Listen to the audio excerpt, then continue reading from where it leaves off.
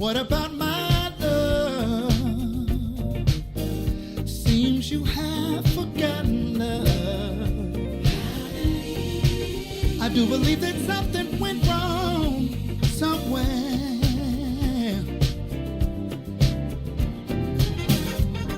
What about my feelings? Do they mean anything at all? You got me so in love, I'm too blind to see. And that you got my love, now you wanna put me down. And that you got my love, got me standing on shaky ground. What about it, baby? What about the days and the nights we spent? What about the love we made so sweet? Are you sure you wanna live? Think it over, baby. 'Cause girl, I believe, I think you just might wanna change your mind. Now that you got my love, you don't even come around. Now that you got my love, got me standing on shaky ground.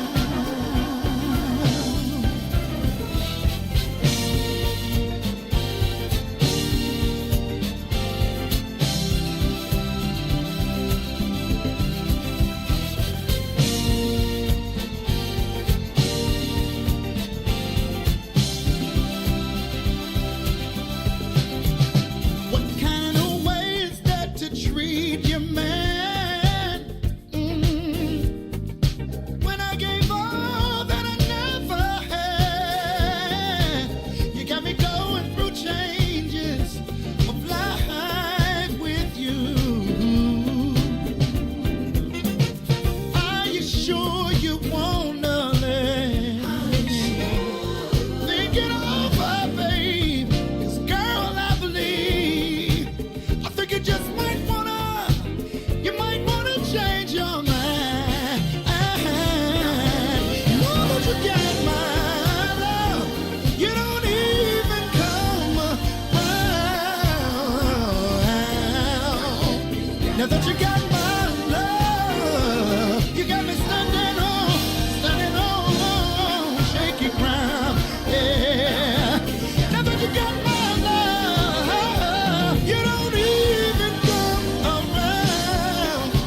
You don't come around. Now that you got all my loving, you got me standing on shaky ground.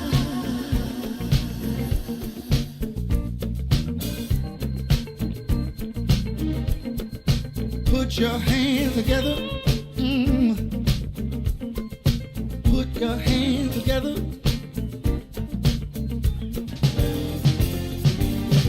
Before you leave out the door, before you leave out the door, baby, won't you change your mind? Really wish you would change your mind. Now that you got my love, you don't even come around. Now that you got my love, you got me standing on shaky ground. Now that you got my love, you don't come around. Now that you got all my love, you got me standing on shaky ground.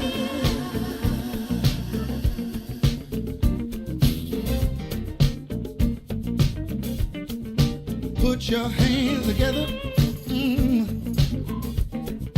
Put your hands together.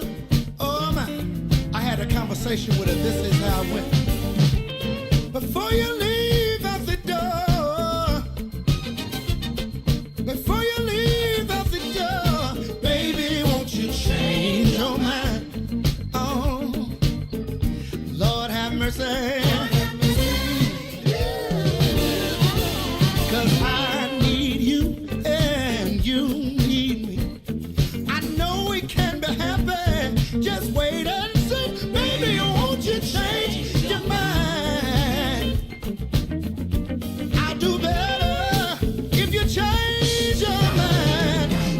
that you got my love. You don't even come around. Now that you got my love, got me standing on, shake, yeah. Now that you got my love, you don't even come around. Now that you got my love, you got me standing on shaky ground.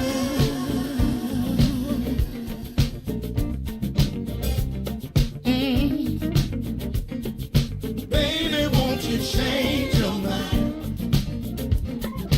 Baby, won't you change your mind? Oh no, I've been hoping, baby. I've been praying, baby. Yes, I have. Baby, won't you change your mind? Oh no.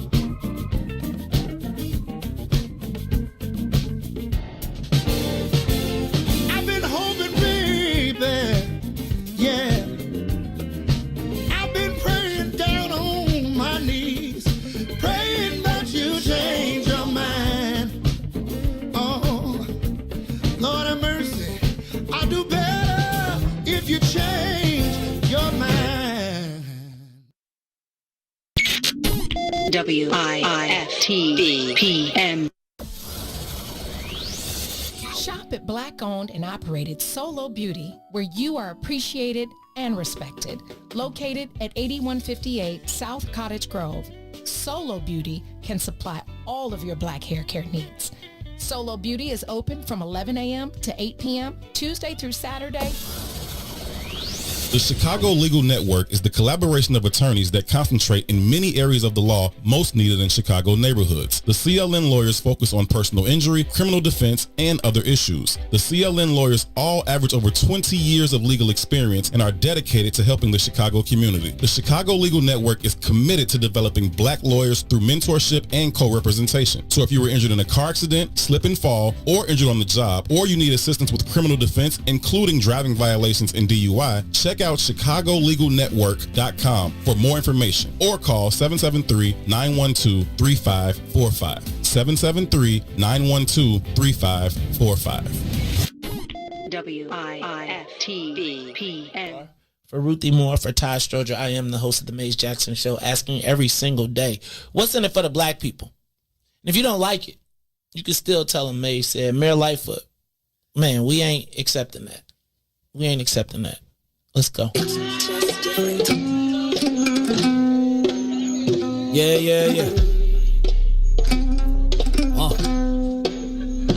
Let's get down to business and go ahead and address the facts, man. Lightfoot seems more lesbian than black. Rahm Emanuel's another case, he was just as tired. 50 closed schools left much to be desired. Police had Anjanette naked on that body cam. They suppressed the footage so it couldn't touch a lot of hands. Reminds me of that 16 shots in that cover-up. Both of them similar, so I went and dug it up. George Floyd killed, a lot of riots happened in the town. Southside burned and they wouldn't let them bridges down. Grandmother sick, need a prescription and plus a couple groceries. You gon' have to travel just to get it now. COVID-19 out here shutting all the business down. Not enough SBA loans to even give around. So many failed businesses that you could put them in the pile. If you don't survive the pandemic, it's gon' sit you down. We sing, dance, play ball, entertain, and crack jokes. Government infested black neighborhoods with crack smoke. System that milked us so bad, we got lactose. Still trying to find out what's in it for us black folks. We sing, dance, play ball, entertain, and crack jokes. Government infested black neighborhoods with crack smoke. System that milked us so bad, we got lactose. Still trying to find out what's in it for us black folks. Shout out to Willie Wilson, hope one day you get to send it. We need some different players in the game to handle business. Too many shady characters like Madigan and Blago. But when you really break it down, it's typical Chicago. City full of gangsters, it's what the land was built on. Same streets with hood legends, DNA get spilled on. Carjackers out here lurking, trying to get they steal on. Looking for a block to put them Hellcat wheels on. Lenders give bogus appraisals a red line. Car crackers out here getting minimal fair time. And I'm concealed carry, I stay with the pipe. But Illinois gun laws giving minimal rights. Stay up on the swivel, make sure I'm moving tight. Check all of my mirrors when I pull up to the light. Pick my homie up from out of town, man, he caught a flight. He was hella nervous, told him, shorty, this is a way of life. We sing, dance, play ball, entertain, and crack jokes. Government infested black neighborhoods with crack smoke. System to milk is so bad, we got lactose. Still trying to find out what's in it for us black folks. We sing, dance, play ball, entertain, and crack jokes. Government infested black neighborhoods with crack smoke. System to milk is so bad, we got lactose. Still trying to find out what's in it for us black folks.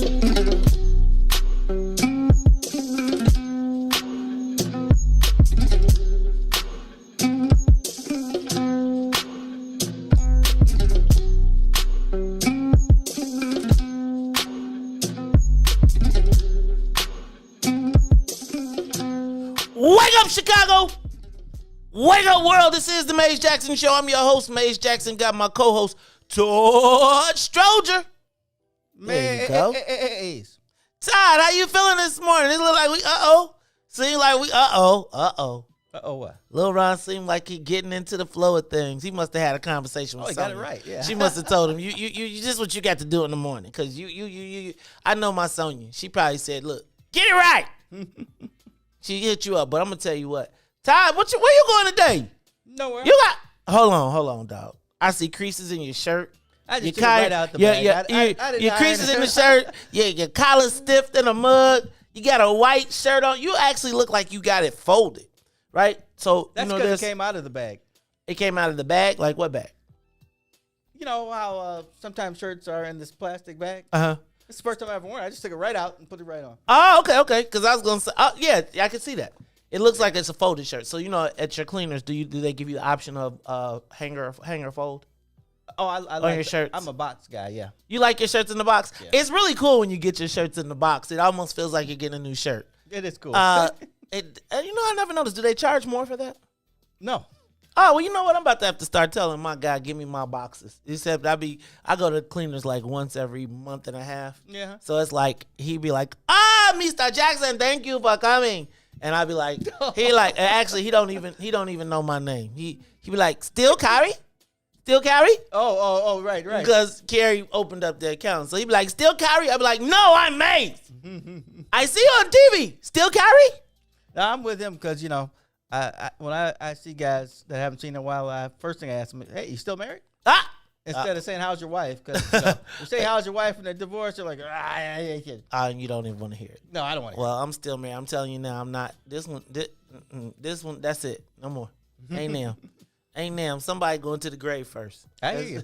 There it is. All right, Todd, so you got your fresh box shirt, fresh shirt out the pack, looking spiffy. What? Got some... Todd, you got your dad jeans on. Where you going, man? You got to be going. So you taking Claire to school or something? No, you're right. I should have saved this for tomorrow. You should have did something when you get out. I'm going somewhere tomorrow. Darn it. See, I got another shirt in the pack, though. Okay, so what you do, man, because, see, you could have took that. That's your Starbucks shirt or your Dunkin' shirt, right? You go and then you go hang out with all the dads who were driving. Todd, I figured something out yesterday. What that?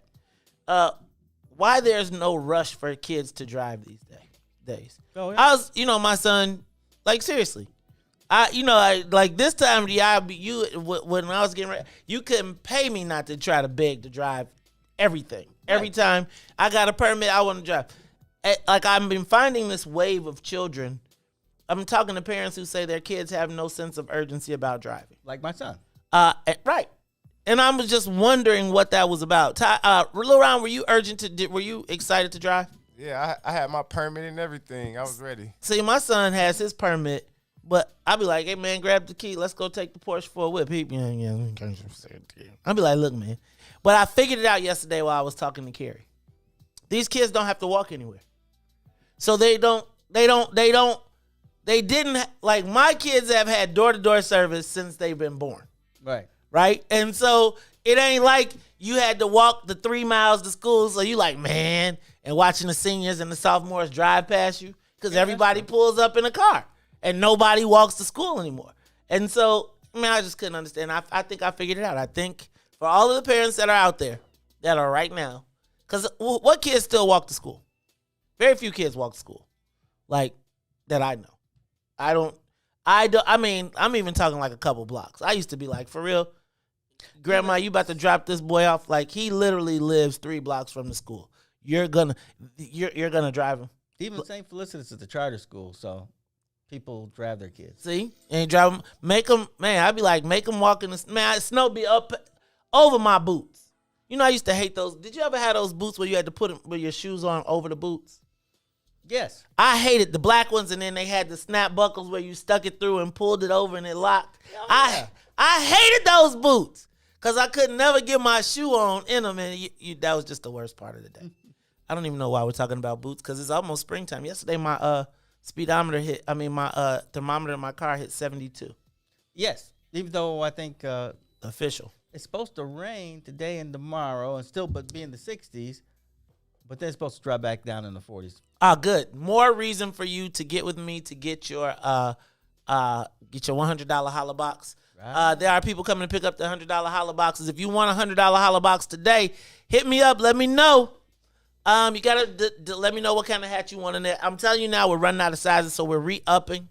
If you are a medium, you can hang it up at this point. If you are a large, XL, and double XL, you still got a shot. There's not a lot of mediums in the world. Brian is a medium. I'm not even a medium. He ain't no medium. These kids be wearing schmedium. That's why you can see his drawers all the time. Because they wear schmediums and extra small jeans, and then they wear them up above their socks. Right. They be wearing them like, you know how these little millennials dress, man. They see the boys way less than the girls nowadays in the millennial world. It's all flip-flopped. All right, y'all. It is the Maze Jackson Show. Maze Jackson, that's my co-host, Todd Stroger. As I told y'all, Lil Ryan is sitting in for Sonia Escobar. Y'all make sure y'all send my girl some love, hearts, and kisses. And Ruthie Moore. Did you see Ruthie Moore? She pulled a pop. You got a Big Sky thing going on, too. So. What's the Big Sky thing? You know, that kind of Montana mountainous look. Yeah, I was thinking I look pretty fresh. And then I got a vest to go with it. But it's so hot in here, I had to take the vest off. But yeah, I was and then I got my khakis on. I started to put on some Timberlands, and then I would have completed the look, but I was like, that'd be too fresh for y'all. See, it's like, let me tell y'all. See, let me explain to y'all. And Todd, I'm glad you pointed this out because I need to help the millennials who be talking about shoe game and all that stuff. Like, I'm about to show you the diversity of fashion over the next few days. You'll be able to flip the pages of many a magazine and see the looks that I am preparing for you today. So today I am wearing a Henley button-up, quarter button-up with a dope flannel shirt, dope brand flannel shirt, red and gray with a gray to accent the gray in the shirt. See that? See, look. I'm not wearing Sigma Gamma Rho colors, man. As Lil Ron is doing. All right, y'all. So it's Maze and Todd and Lil Ron. So let's get the soul plane up to 60,000 feet. Let's do it. Up, and away. All right, now. And to answer your question, yes, I did see it. What? Oh, well, now the turbo boost is killing us. We can't even hear over it. Oh, God. Yeah, I did see the Ruthie text. Ruthie sent us a text and said, hey, y'all, she was having such a good time in the jungles. She ain't coming back till Monday. She was like, I ain't even finna get. She hasn't gotten enough intel. Right. She was like, I ain't even finna take my machete out till tomorrow so I could chop my way to the boat so I can get to the jet to fly back, because Ruthie is on a secret mission. Todd, but speaking of secret missions, and we're taking the soul plane, I want to take a moment of silence for the 10 people that were murdered by a white terrorist.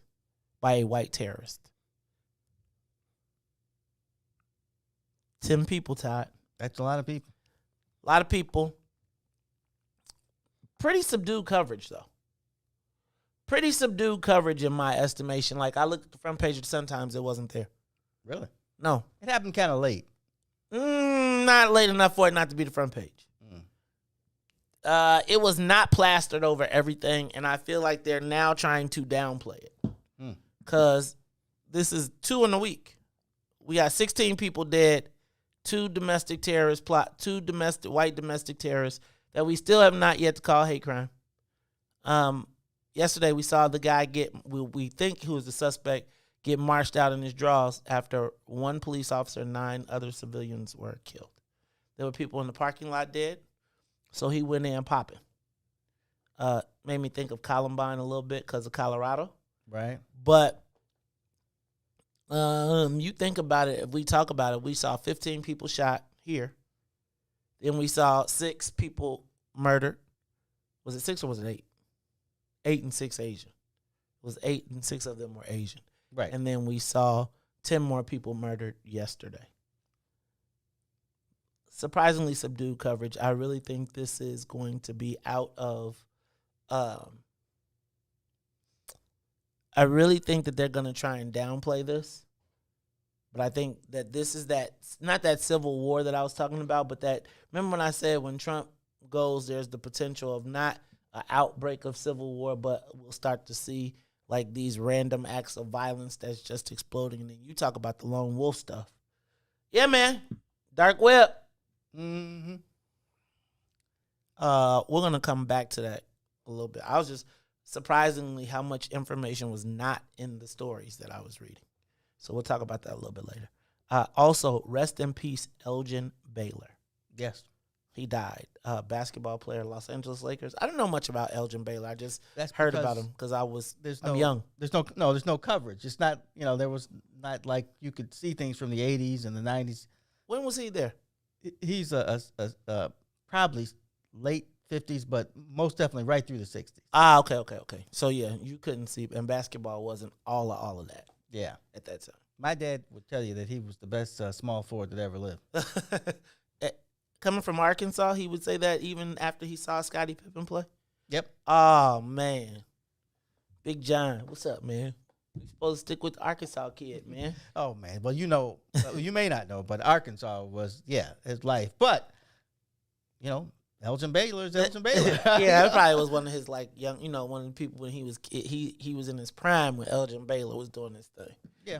All right, did you see Father Flager says he's going to launch not a rogue ministry. He's going to be working in Auburn Gresham without the Catholic Church. Is that what he said? I just kind of read it where I didn't read the whole thing. Mm-hmm. I just read where he said he wasn't staying in the room anymore. Yeah, I mean, well, he shouldn't have been in the room anyway. But we'll let that be. That's a joke. See how I did that right there? Yeah, I saw that. You see, you lay it up. I'm trying to ignore No, it. you put it on the rim. I gotta put it down. You put it on the rim. I gotta put it down. I'm just saying. This is NCAA tournament. Speaking of NCAA tournament, my son is beating all of us at 15. He occasionally sends me a text to remind me that he's smarter than all the grown people. Number 2 is DJ. Rule that. DJ from here to board out. DJ will be talking. He do week on Wednesdays. Remind me, DJ had a birthday on Saturday. He didn't invite me to the party, but remind me to get him a birthday present for tomorrow. Hey. And then Carrie Steele. Oh. Who did not even know how to play. I'm almost it's like I feel like Marcus in Bachelor in Boomerang now. Boomerang. When Robin Givens came over to the house and he was trying to be all romantic and she's screaming at the TV. She can we get a beer? He had flowers and she was the man. and she was she was watching them games come on. I mean, it was pretty funny to watch. So, all right. Speaking of birthdays, 2 people had birthdays in this past week. Who? Peeble Bryson, who's a Sigma. Yeah, which is probably, I'm still mad at Peeble Bryson for coming an hour late to the concert. On the Wings of Love. In 1983. Okay. He an hour late, and guess what happened? What? He got booed. Okay. And then he said, didn't get y'all no money back, though. You know what he said? He said, I'm here to do a concert. Right. If I had a tomato. And George Benson. George Benson's birthday was either yesterday or the day before. I think I saw that on Kenny B. Yeah. Cool Kenny. So you know why I'm like not George Benson fan? I mean, I like his music, but I'm not buying it. If I can steal it, I'll steal it. But and that's because he played in South Africa when everyone was boycotting it. It's like that bag. You need that check. Yeah, money is incredible. So you know what they did for him. Have you ever spent it? You know what they did for him? What? They made him an honorary white man. Did they? Yeah. Really? Yes. Oh wow! I wonder what that felt like. Did he walk? You know what? When he got the check, he was like, "I'm white." This is green. We're gonna talk about that too. Oh gosh. Okay. How How about this one? Agassiz Elementary School on the north side in Lakeview is now being renamed Harriet Tubman. They said they are a slate. He was a eugenist. One of those people who said that, yeah, I can see your sloping forehead right there. Shout out to Melody Winston and Reverend, I don't know if he's Reverend Dr. Bill Winston, for stepping in the gap, building a vaccine super center in Forest Park at the old Hobo location. Very innovative use. Great to see them teamed up with Speaker Chris Welch, the Black Caucus, and even Governor Pritzker to come up with that super center. They'll be able to do 1,000 vaccines a day. I think it's important considering everything that happened at Loretto and is still happening. All right, y'all. Did y'all hear about Loretto? Okay. Did you see the story? Well, I saw Senator Light Ford saying that they were disciplined, and how do you discipline grown people? That was in the executive committee. She won't discuss it. Okay. So now my question: how do you discipline the? Well, wait. Money. Wait. But check this out. Did y'all hear the story though? The newest story. So first we found out that they did vaccines at Trump Tower, and the chief operating officer bragged about giving Eric Trump the vaccine. Now, mind you, these are the vaccines that were meant for the people on the south and west sides. Right. Equity. Apparently, they held another private vaccine session at a jewelry store on the Gold Coast where the chief operating officer was known to buy watches, expensive watches. Well, this guy's got to go. I mean, he's still here, though. I know. There's a problem here. No. I mean, I'm just saying. And it's funny because I almost feel like the only reason the black guy is still there, something is in the mix, dog. They linked at the hip here somewhere. So I really don't want to go too far because, I say I don't like to body slam the brothers. Mm-hmm. But at this point, like, realistically, this is now borderline theft in my estimation. Like, this isn't like, oh, we didn't know. This is theft. Right. Like, you're literally stealing lives. Do you understand the gravity of, and you know that if it was it was, did you see Ahmed Anoush? Okay. Bet you that jewelry store you go in there, I bet you. I ain't gonna even say it, but I bet you, because they're pretty active in the jewelry area. And that, sir, is just bogus that they... Think about the gravity of them at the vaccines, the place that they held up as the first place to deliver the vaccines as the symbol of black, the equity or the inequity in them evaluating. Todd, for them to hold that at a jewelry store, a private vaccines, these punks didn't even have to come to the hospital. Yeah. He sent the squad. So, and they say there's more to come. More to come? Yep. More to come. More to come. Like, I really don't understand why heads aren't rolling. Like, I feel like, dog, everybody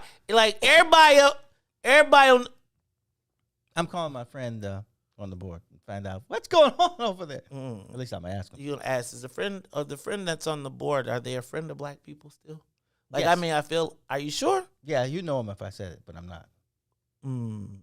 Big? You mean like in size? Uh-huh. No. Okay. Okay, you're going to tell me on the break. Yeah. All right, y'all. This is the Mace Jackson Show. Okay, let me see what else I got on my list. Mercy Hospital potentially for sale, but I think that I'm supposed to get some more stories on that. So before I go down that path, I'm going to get some more on that. Todd, have you seen this Deshaun Watson story? It's growing. It's growing? And not the thing under his towel. Well, that's probably the problem. They said that there are now 13 cases of masseuses who have either seen, touched, or had to, in some case, be flown out to handle Deshaun Watson's package. Or at least that's what they're accusing him of. And it's now 13 people. Is he done? I believe that the Bears passed him up because they had intel that there might be, some issues. Most black people like, that ain't no real issue. But that's probably why. And you know how white the Bears are. Because he has, they used to tell girls, all I got for you is bubble gum and a... So wait, are we believing this? So I feel like this, and I don't want to jump down that path. I feel like it's pretty odd that we never heard not one inkling, not one peep until he was ready to go. And now the lawyer that's representing these women is the best friend of the owner of the. Come on, man. I'm gonna say this. I don't know. I mean, I have no. I know we gotta believe all women. I'm just saying the timing of this is so odd to me in that for all 13 cases to come up only after. And I'm going to just say, I don't know who gets on a plane to fly to go do a massage. How much did you pay me? Exactly. And you're probably somewhere, depending on how much you're paying, ain't nobody got no hands that good. And no, because people get, as you well know, people get $200 haircuts, and if you paid for my ticket, and I get to see another city, maybe I get to hang out there for a while. I may go. Todd, it's different between getting a haircut and going to the towelless room of the star quarterback. No, a masseuse is a professional. Trust me. I got you. I mean, hey, okay. Hey, that's why I go to men anyway. I don't want no trouble. You might get more trouble than your partner. You of all people. Okay, I'm gonna stop. Hey, y'all, this is the Mace Jackson Show. Yesterday, I don't know if you all tuned into the Bigs, but yesterday in the Bigs, first of all, awesome show. Love talking to the Bigs. I was sitting in for Lil Ron, who went to get his teeth whitened. They don't look that white to me. Take care of your teeth or they will be false to you, brother. But we had a great conversation, and the show ended up talking about we had a Jay-Z versus Nas conversation. And I want to talk about it a little bit more because it's a little bit deeper to me than Jay-Z and Nas. And I was just wondering, how do black people measure our own contributions to the collective advancement of black people? Because how much money did you make? We're going to talk about it when we come back. It's the Mace Jackson Show. WIIFTBPM. WIIFTBP. Media's just for you and me. WIIFTBP. Media's just for you and me.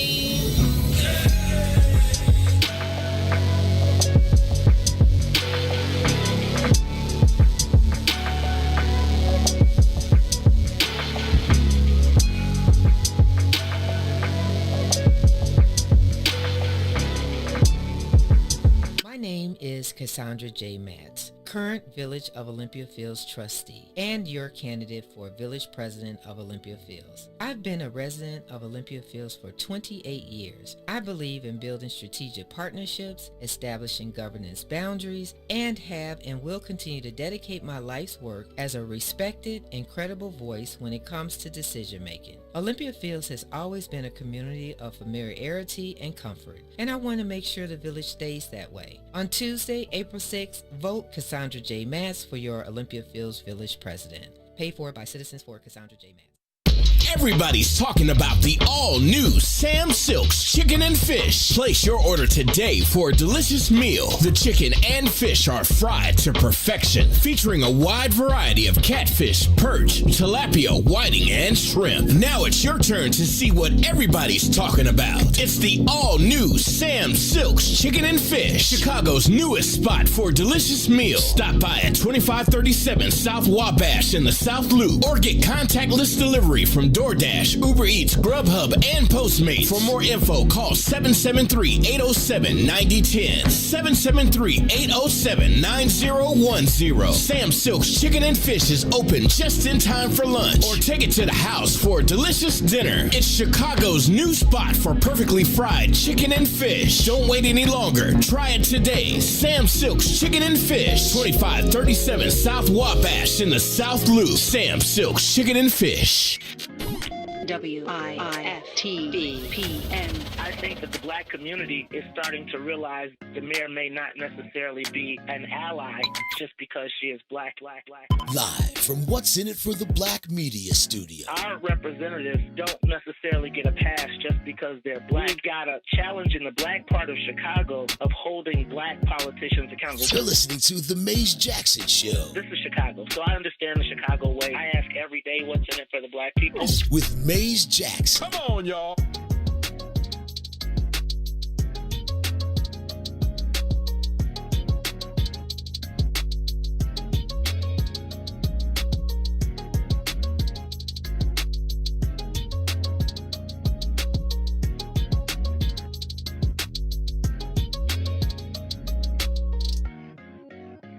You are listening to the Maze Jackson Show. I am your host, Maze Jackson. Got my co-host, Todd Stroger. Lil Ron is on the wheels of steel. Y'all can check him out on the camera. He dressed up in his SG Road colors today.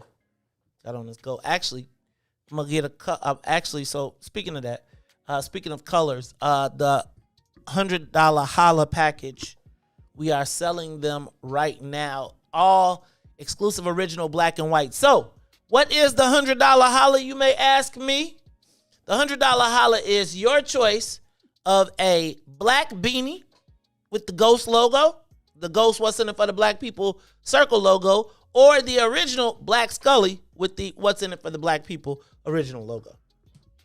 You also get a writing utensil, high quality writing utensil, better known as a pen. Right. A What's in It for the Black People custom cotton reusable face mask with adjustable ear straps as well as bendable metal nose ring. You get your What's in It for the Black People t-shirt. Did you say nose ring? Nose, the nose shaper thing. Oh. You get your What's in It for the Black People t-shirt, and don't forget your What's in It for the Black People hoodie. That's right. High quality What's in It for the Black People hoodie. Now, these things are going fast. It is the $100 holla package. If you are trying to get it I'm telling you, I'm going first come, first serve. And they are going quickly. It's like, y'all be like, hit me on Thursday. I'll be like, okay, but then somebody call me and be like, I'm ready right now. Cash and carry. Cash App and carry. Zelle and carry. Maze and carry. See how I did that? Missed it, Todd. You was busy. You know, when you first said carry, I was thinking that along that line. And yeah, you hit it out there. Pow! Out the gate. Okay, y'all. So the $100 holla package, if you are interested, I'm just telling y'all now you want it. You better come get it because they are going quickly. There is, every time I box them up, I'm going to the store to go get some more boxes. I'm boxing them up. You can come pick them up. But if you want it, first come, first serve. We are also moving towards colors. I am a nightmare. What? We did that last week. Yeah, right. All right, we can't do it again. All right, so I'm coming with the colors. So we will have gold. There'll be red, black, and green on gold. We're going to have green, red, and black, and red, black, and green. Get with the program. Whether you want a $100 holla pack, you want a t-shirt, you want a hoodie, whatever it is, come holla at me. We are trying to move the gear. I'm just telling y'all also, I'm going to open up the phone lines in a minute because I need to know, for the radio listeners, I'm about to call and have a big meeting this week, trying to decide if we're going to stick with the radio component of it. So if you are a radio listener, I'm going to need you to call in. Now, I got to open up the phone line, so this is what I'm going to do first. I'm going to give the social media question of the day. Then I'm going to let Todd give you an answer while I go sneak up there and turn on the phone. All right? All right, so, Todd, Lil Ron, hit me. with the big voice because it's the social media question of the day. He got his teeth whitened and now it went to his brain. Time for the social media question of the day. All right, y'all. So yesterday, I don't know if y'all tuned in to the Bigs yesterday, but yesterday we had a conversation. It was a great conversation. I was still depressed about the Illinois. Did you see Kofi said that there was all types of racist stuff being said to him in social media from Illinois fans? Y'all bogus is all from Illinois fans. Yes. Dang, they trying to drive him out. So during the conversation though, we had those are the I hate Pritzker people. So we had this conversation and it devolved into who's the best rapper. And it came down to Jay-Z and Nas. Good job, Lil Ron. You haven't heard my nephew. No, I'm just kidding. Go ahead. So, and as the conversation evolved, and I want to be clear, the conversation, we went from the best rapper to like, who's the most, I want to say most successful. And then it went to like. Rapper or just. See, and I think that's where it got all confused, right? Wow. And I think that it happens all the time. And I think Two came up with a very good point, which is whenever we get into a conversation, the trump card, not the trump card, but the usually if you're not winning the argument, then it usually goes to money, right? Like, well, at least I made some, I got more money than you, blah, blah, blah, blah. Yes, I've seen that. Big bang, take a little bit, right? Right. But then we got in further into the conversation and we started talking about black value and black standards. And it was just a really interesting conversation that really sparked today's conversation because the debate was between Nas and Jay. And it was like Nas was the purist. And it was like the admiration on the Nas squad was because he was like a purist hip hop guy. He embodied all the qualities of, being a street guy that made some money, made some investments, but is like stayed real to hip hop, right? Stayed real to the guys in the streets, stayed real. I can honestly say I just don't know enough about Nas. I got you, Nas, clearly. Then I said Jay-Z, but I prefer Jay-Z because of, first of all, I think Jay-Z is the coldest lyricist. I think he'd be killing people regardless. But the conversation went to who would you want to have at your party, right? And I said, well, Beyonce. I said, they said Nas, I said Jay-Z, and they were like Nas, like swag, the whole kind of, and he's pure to hip hop. And I was like, man, Jay, because I feel like if Jay came to the party, the people that's coming with him are going to be like, dude sits on the board of Square, which is moving how many billions of dollars, right? And I started thinking about like ticking off the business moves that he made. And then you said that thing about Nas, I was thinking, does that mean somebody's going to get shot at my party? No, I don't think that either, because I don't know nothing about it. But we got to talking about money. And it's a weird relationship that black folks have with money. Because it's like we want it, but like if you get too much of it, then somebody has a reason to criticize you for how much you got, right? Mm. And so yesterday I was trying to say, because they were, we were talking about Jay-Z and what he's done for black people or what he hasn't done for black people. And in his climb to the top, he had to jettison people to get to a point where now he sits really atop. He probably is the top businessman. You can talk about Kanye having more money, but when you talk about influence, like Kanye can influence Adidas. Jay-Z can influence like now literally mainstream America. Well, that at the board level. That article was more about the opportunities that might happen. It wasn't like he's got this in his pocket. Who? Kanye. Right. It was more of, if things work out, this is what he'll exactly. And it's like, but I guess my question, because then yesterday it was like they were talking about the fact that, Jay-Z got all this money, but, he's more of a detriment. Then we got to the fact that LeBron James' school was more for white people than black people. And I was like, so at what point does anybody black do good?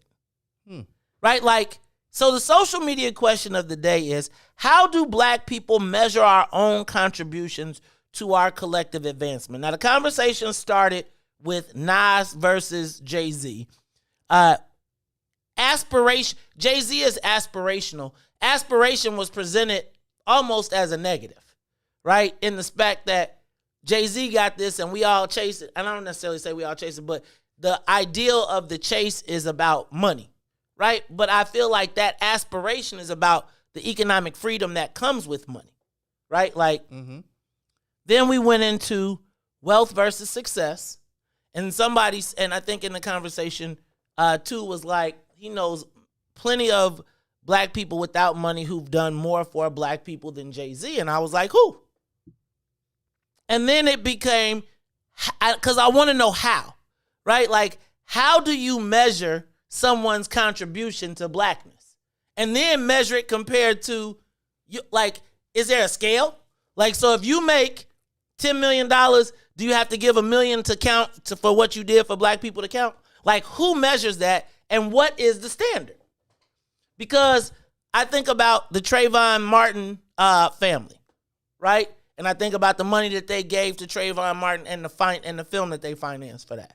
I think about, what's my man who went to, I can't think of his name, Khalif Browder, right? If it wasn't for the Khalif Browder documentary that was put out mass-wise, I don't think we'd be having this no cash bail discussion. But I guess my question becomes, how do we determine or measure your contributions to blackness? Because I often find that people, like, if you have economic success, then people have way more expectations of what you should do and how you should do it. And I'm curious to know, like, how do you measure how do you measure black people's contribution to blackness? Give us a call, 872-259-7474. 872-259-7474. Because then I challenged them to say, tell me somebody black who's made money, who's done good for black people. Now, Terrence came up with Emmanuel Jackson because he was a multimillionaire who paid for him to go through college and paid for a lot of black kids to go to college. Well, then we talked about the alpha guy who paid for all the students in Morehouse, right? Right. But are there wealthy people that have contributed to blackness? It's funny to me because it's like, and is money a bad thing? Because it was like yesterday we talked about I put economics in the conversation of business. And I'm like, and there was I take umbrage, not umbrage, but there was this thing like where if you do, how did it go? Somebody said they wanted to take the economics out of the conversation of business. And I was like, then we're not talking about business. Yeah. Right? And I feel like we got this love-hate relationship with money that it's a bad thing unless it's ours. Right? Like, how do you measure one's contribution to blackness? And is it scalable? Right? Because does one guy who pontificates and philosophizes, but really has no actual tangible outcomes, is he done more for black people? But he's got great philosophy. Has he done more for black people than somebody that donated $1 million? Has someone who wrote a book that maybe inspired an individual but wasn't a movement, is his contribution more or less than? And who actually sets that standard? Like, what's the standard of what you're supposed to do? Because I think about, there's not one black person that I feel like that's made it economically that and I said the hoteppers yesterday. I did use the word hoteppers. And I used it, and I probably should not have used that word because I used to say the word, and I do understand that it means peace. But it has also become representative of a elite thinking black intelligentsia, in my estimation, who is oftentimes more intelligent than the people that they need to reach. Right? So I saw somebody use that word just the other day on Facebook. What? Hoteppers. Right. Well, I don't mean it as offensive, but what I have found is oftentimes the preachers of black philosophy can quote. It's like a Christian who can quote the Bible, but you looking around saying, "Yeah, but you ain't necessarily." Where's the action to that? Right. And I often find, like I was saying, that I often find that one of the best stories that I ever saw in this context was, and I'm probably getting in trouble for saying this, but I'm going to do it anyway. Elsie Higginbottom and Conrad Worrell were for 30 years. They were friends. They knew each other in high school. Mr. H became wealthy. Conrad became an activist. Mm-hmm. Conrad protested Mr. Higginbottom. But he had his own island. Who? Conrad. Yeah. Yeah. So they both had their own islands, but Conrad was on the island of Hotep. He was on the island of Pan-African black nationalism. Yeah, that sounds good. Black nationalism, and Mr. H was on the path of economic prosperity. Right. Mr. H, Conrad's life dream, even the reason that he became an activist, was because he felt that it was wrong that black kids didn't have a track in the city of Chicago, an indoor track in the city of Chicago. Mm-hmm. And that's what got him active, because he was like, that's a way for black kids to get out. It's cheap. All you got to do is have a pair of shorts, and it's a way for you to get to college and go on whatever, right? True that. So Mr. H knew all of the politicians and worked his way up to the top of the mountain as it relates to blackness. And Conrad worked his way up to the top of the mountain in the space. I mean, Mr. H was in business, and Conrad was on the side of blackness. And all in the back of his mind, through Buffy, through everything that he wanted, the one thing he wanted out of all of his activism was to build a track in the city of Chicago. 30 years later, they readjoined each other, where Mr. H had the relationships to help Conrad bring his black nationalist dreams to reality. But if you were to put Conrad in a room with the people who can make the decisions, he was going to blow it up every time. Right. Right? I tried to explain yesterday that if you, and this is kind of this is the challenge that I think oftentimes people don't, if you are responsible for people, not just yourself, but people, you have a different level of responsibility in how you have to carry out your actions as it relates to dealing with the public and dealing with the power structure. Todd, I'll give you, people used to say, I'm going to give you Alderman Burnett. People say Alderman Burnett kisses butt all the time. But if you were to look at Alderman Burnett's organization, he's got the most people working, right? In the most departments, in all the city places. He is putting black families through college, kids, families through college, people that you know, people that you don't. Now, to the outward world, he's a butt kisser, but he does all of that to ensure that his people get to continue to eat. Mm-hmm. And I think that sometimes we don't necessarily, I often feel like people don't get a real view of what it takes to even climb the mountain to be able to help somebody. I think about, if we don't have any wealthy black people, there's nobody to help anybody. True. There's nobody that says, when are the white people going to finance? So if we don't have people that feel philanthropic, but how much is enough? Because I was surprised to find out that yesterday that there was a criticism of LeBron James' school because more white kids went there. And I was like, dang, I ain't know that. I'm trying to verify that. But my point being, well, I think it's the neighborhood he grew up in. So, but how do you measure your contribution to blackness? And that is more of where I'm at, because I was in the conversation. Did you see The Butler? Yes. Yes. I think that came up between him and his son, in a sense. I think, right. But I think oftentimes we don't. I almost feel like sometimes our lack of relationship with money and power limits our view, and because we don't have access to it, then we often hate it, or we castigate it. Like, if you can't have something, if I can't have something, I'll be like, man, I can't stand that stuff. No way. They bogus anyway. Right? As compared to saying, okay, I'm going to go get it, and I'm going to use this as my hammer to be able to help where I can. I don't necessarily know. I think we live in a white power structure. So if you're going to compete or climb, or you have to play by the rules that are given. I've been to Africa, right? Mm-hmm.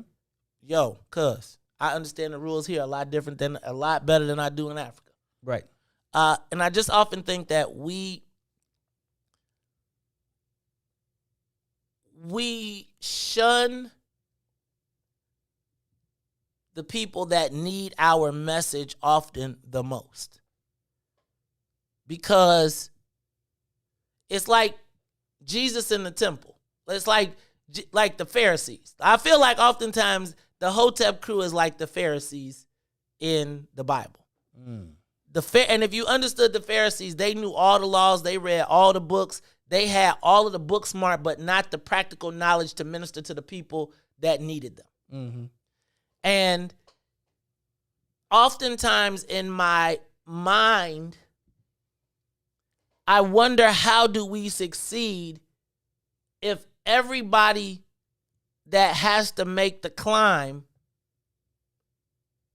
is never good enough? Like, I'm going to just say this. How many black people in the world you think have given $1 million to a black cause? In the world? Mm-hmm. Yeah, I don't know. I mean, how often in a year do you think there is a black person? In a year, how often do you think a black person gives $1 million to one person? $1 million. How many black people have the ability in the United States to write a check for $1 million? Not a lot. Can we agree to that? Yes. And if there's not a lot, and we got somebody that can write a check to $1 million to a cause, how do you negate that? How does that not count? How is that less than? It's oftentimes, to me, we run away to people that could be the most beneficial. I'm not going to no meetings where everybody is arguing over who the poorest. Like, I'm not taking a vow of poverty. Right. I'm not doing it. And it's like, poverty, if you take that vow of poverty one more time, who says, okay, we're going to create a network where we can't sell no advertising because everybody gets to say what they want to say? Well, my first, dang, I had the word a minute and I just lost it. But the first thing is I take care of my family. And that, to me, is your first responsibility to the black community. Ensuring that the circle that you create is not a detriment to black folks. If you did that, you're already on the map. Yeah, I agree. I mean, I think we talk about the collective, but it's usually somebody else's collective, right? Because I always say, when rent comes, don't nobody care about nobody. Rent due, don't nobody say, hotel. They be like, yo, cuz I'm not. And I think it's important that we stop using blackness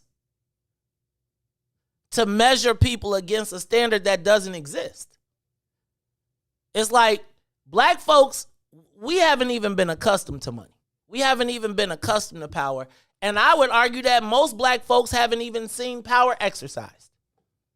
And so when that has been used against you, then you learn to hate it until you learn how to acquire it and use it for your best interest. Yeah. And with ownership and with people and with responsibilities outside of yourself, and I'm not talking about cutting a check. I'm talking about when you got the responsibility of every week making a payroll. You got the responsibility of paying for insurance. You got the responsibility of all of those things that come with being in business. You have to make decisions that protect that business that aren't always, you can't always walk into a meeting, black power, black power, black power. every battle is not won with direct confrontation. That's why they're spies. That's why everybody liked the spook that sat by the door until the spook sat by the door. It's the Maze Jackson Show. We come back. We are going to talk about Loretto Hospital. Well, actually, no, we're going to ask you. I want to ask you. I'm going to continue this conversation a little bit. I'm going to open up the phone lines. I want y'all to tell me, how do you measure the contributions to blackness? Are there any black people that made money, that have done good by black people, done well by black people? I would argue that almost every black person that I know that's wealthy or rich or upper middle class tries to do something to give back. Now, the measurement is often by people that criticize it, are often by people who ain't really oftentimes making those same contributions. No, they're not up that high up the ladder where they can. They don't have the freedom or the extra money or economy to even do it. So it all becomes little. And I often think, so we'll talk about it when we come back. Give us a call, 872-259-7474. How do you measure black contributions to black collective success? We'll be back. WIFTBPM.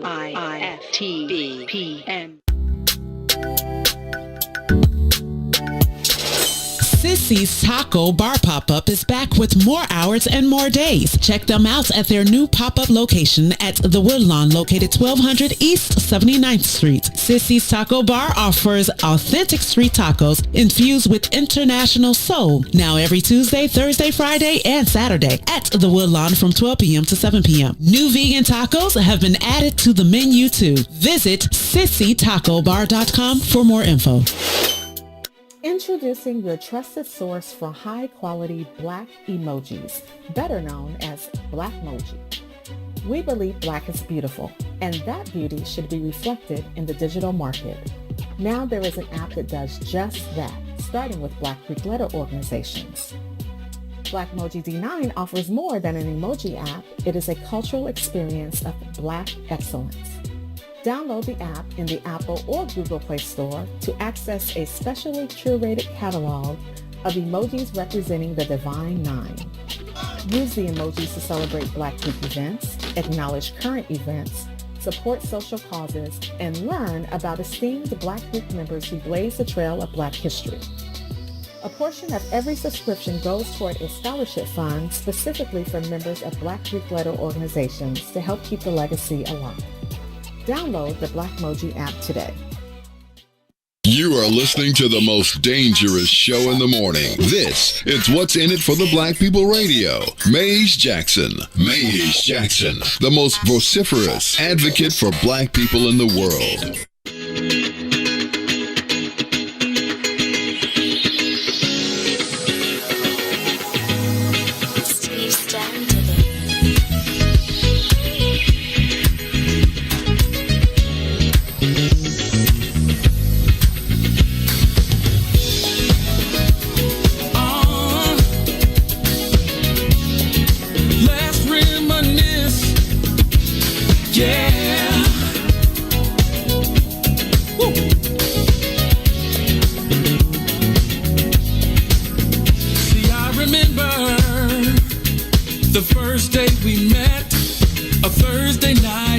Club I'll never forget. Do you remember the words that I said? One night in my bed you'll never regret. And you, with your pretty brown eyes, I knew, baby, you would change my life. And you opened up my eyes to see I'm excited for our future, but I love our history. Let's throw back to the day that we first met. Let's throw back, I never will forget. Let's throw back to when we fell in love. Let's throw back, babe. I wanna throw back, babe. Is it just me? Don't you miss those nights sexing on the beach, playing Isley Brothers in between the sheets? And now we're taking flights from London to Belize, and we're popping bottles bottles, endless shopping sprees. Still sexy as can be. I knew you're still the only one for me. Yeah. I'm feeling lucky as can be. I'm excited for our future, but I love our history. Yeah. To the day that we first met, let's throw back. I really wanna know. Let's throw back. Let's go back. Let's throw back. Let's go. I wanna throw back. Oh, come on now. We were making love to the first time we let's reminisce of the when we were making love. Making love. Come on now. Let's throw back. Oh, all I wanna do is throw it back. That's all I wanna do. Come on now. Let's throw back, babe. I wanna throw back, babe. Let's throw back, everybody. Let's throw back. If you love somebody, let's throw back. Talk about the love. Let's throw back. Let's throw. WIFTV PM.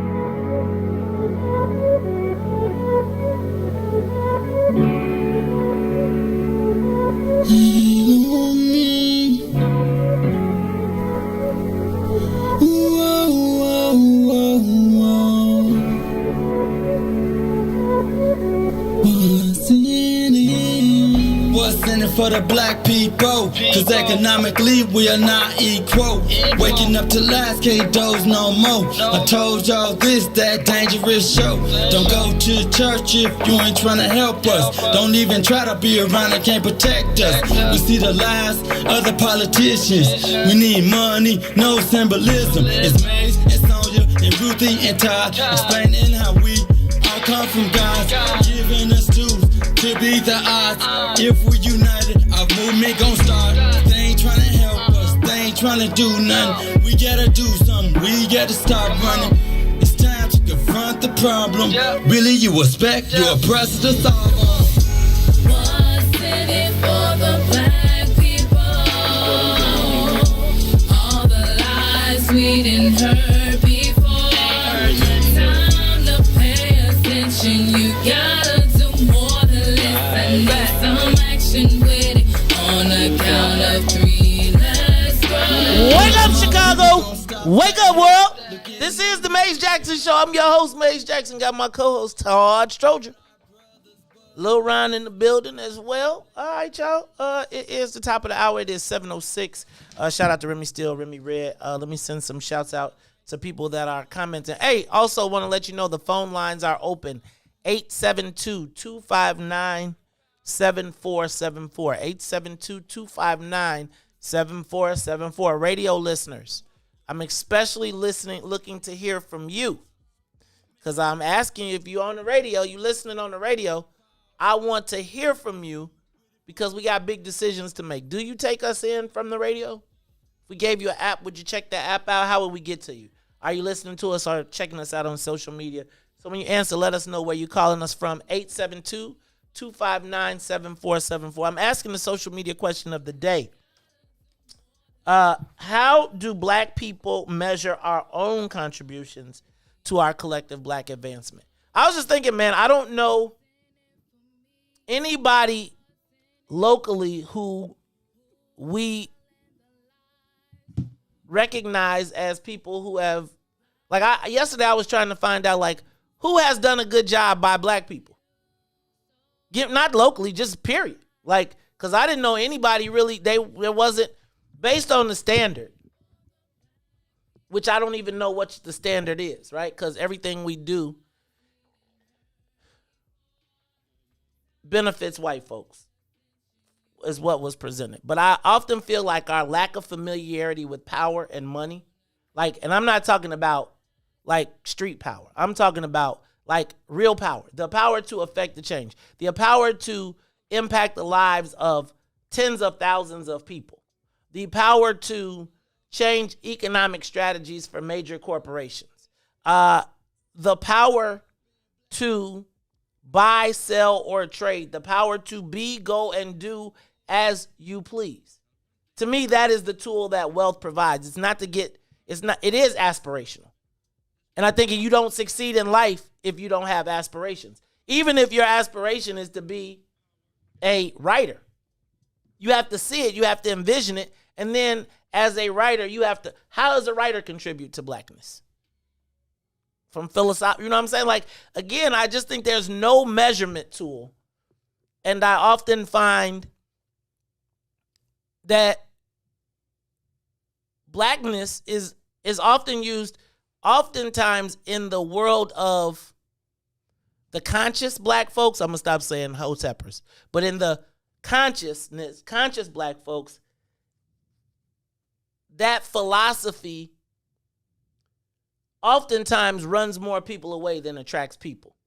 And you find yourself talking to the same people. Right.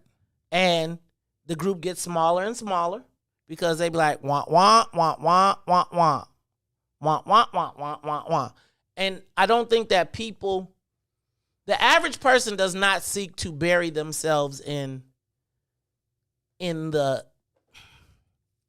mire of being black every day. Like, I don't think that most black folks wake up and be like, oh, shoot, white supremacy is out to get me. I think most black folks get up in the morning and say, oh, shoot, I got to make a living to pay for this tuition, these kids, this rent, this lights, this whatever. And right. I think that the closer we get to understanding that those are the issues that our people, all the challenges that come with that are woven into the blackness. But the average person, if you tell them to pick black over their economy, they're going to pick their economy. Mm-hmm. And I just feel like we've come to this, I often feel like our disdain for wealth is subject to what we know and what we have the ability to purchase, or not to purchase, but the ability to attain. And I think when we don't attain those things, the easier thing to do is to critique it or to be why it is not what it is, instead of saying, how can it be a benefit? Right? So if I got Jay-Z, I'm going to look at Jay-Z. The way I look at Jay-Z is a commodity. Look, this dude sits on the boards of all these major corporations that we want to influence. I'm going to talk to him. Oftentimes, and him being there, somebody just said that if you prefer timing. I was looking at one of the comments. And it's Tommy from Martin? Timing, like Uncle Timing. Oh. Because you have the responsibility of, like, you can't always walk in the room and curse everybody out. You can't always walk into a business meeting and be like, Maze, the meeting is you not. Can keep it real. Right. You keep it real broke. Right. Real and broke. Then the people that you add that depend on you be like, you said what at the meeting? Did you know that was our check? And that was the point that Dave Chappelle was making. He kept it real, and he ended up cleaning windows out in the street. Yeah. And I just often think we have a warped understanding, even in business. Like I like the concept that we don't want to talk economics when we talk about business. Often, and I think this is a challenge that we have. Like I know this is my personal challenge.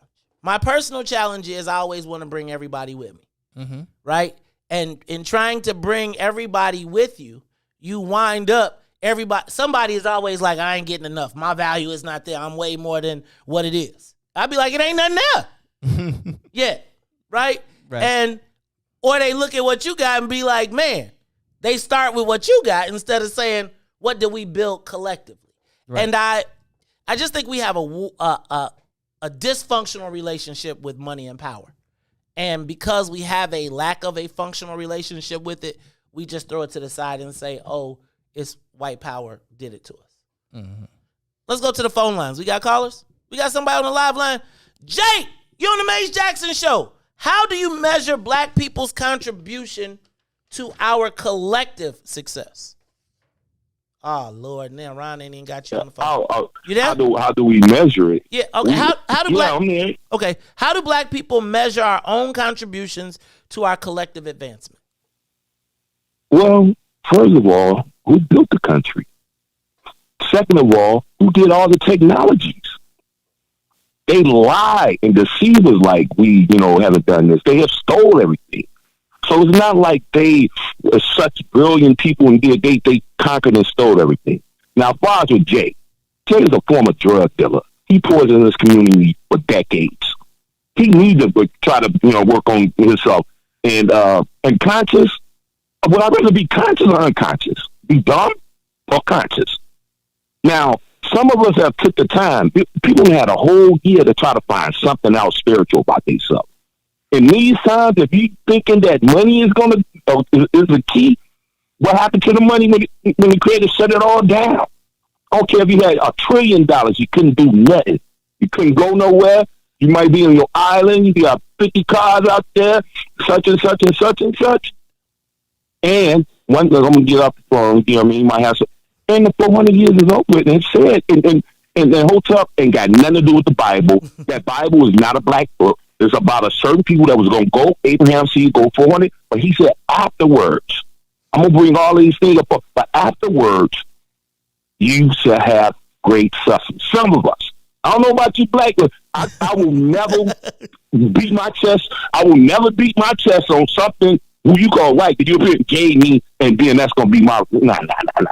I'd rather be conscious than unconscious. And also, get off that porch, bro. Love you, boy. I appreciate it. Hey, Jake from Houston, man. He all the way in Houston, man. Hold on, I'm going to take Franklin in a minute. But, so, I kind of beg to differ, just a little bit. I think that wealthy people did actually have more options. And I would maintain that they still have more options. It's like the gift bag they get at the Grammys and the Oscars. We don't see it. Right. But if we saw it, be like, dang. Y'all out here. So here's what I would say. I don't say that you should be unconscious. But who determines what your consciousness is? Like, again, so are you Francis Wells Cressing? Like, are you Francis Cress Wells? How many books do you read to make you conscious? Like, what? Are you conscious? So let me ask a question. If you never read a Black Power book, you got that phone on? Stop it. Just keep it, but turn it down until I bring them back up. So, if I never read a Black Power book, but I had a business and I hired 200 black people, who wins? If I read The Destruction of Black Civilization, I read every book on the mantle at the library on Black Power. But I've never helped anybody. I've never raised anybody up. Right? I can quote all the stuff. I'm just saying, I feel like it's like the preachers. Again, you have to use the tools that people have. So to me, if I'm Jay, right, like you show Jay how he wins people, right? Like you say, okay, like I think like if you look at the thing and if he's the chairman of the board, then your goal is to talk to the chairman, or the member of the board. The goal is to get him to eventually be the chairman of the board. But in the meantime, here are the things that when you're in the meeting, you can do to influence. When you go to, so he has, I think you have to educate people, not castigate people. Does that make a better sense?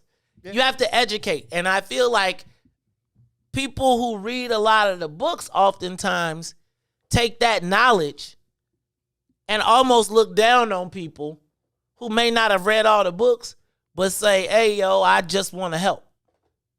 Let me give a quick example. So I told the story before, but I'm at the Democratic committee meeting for the county.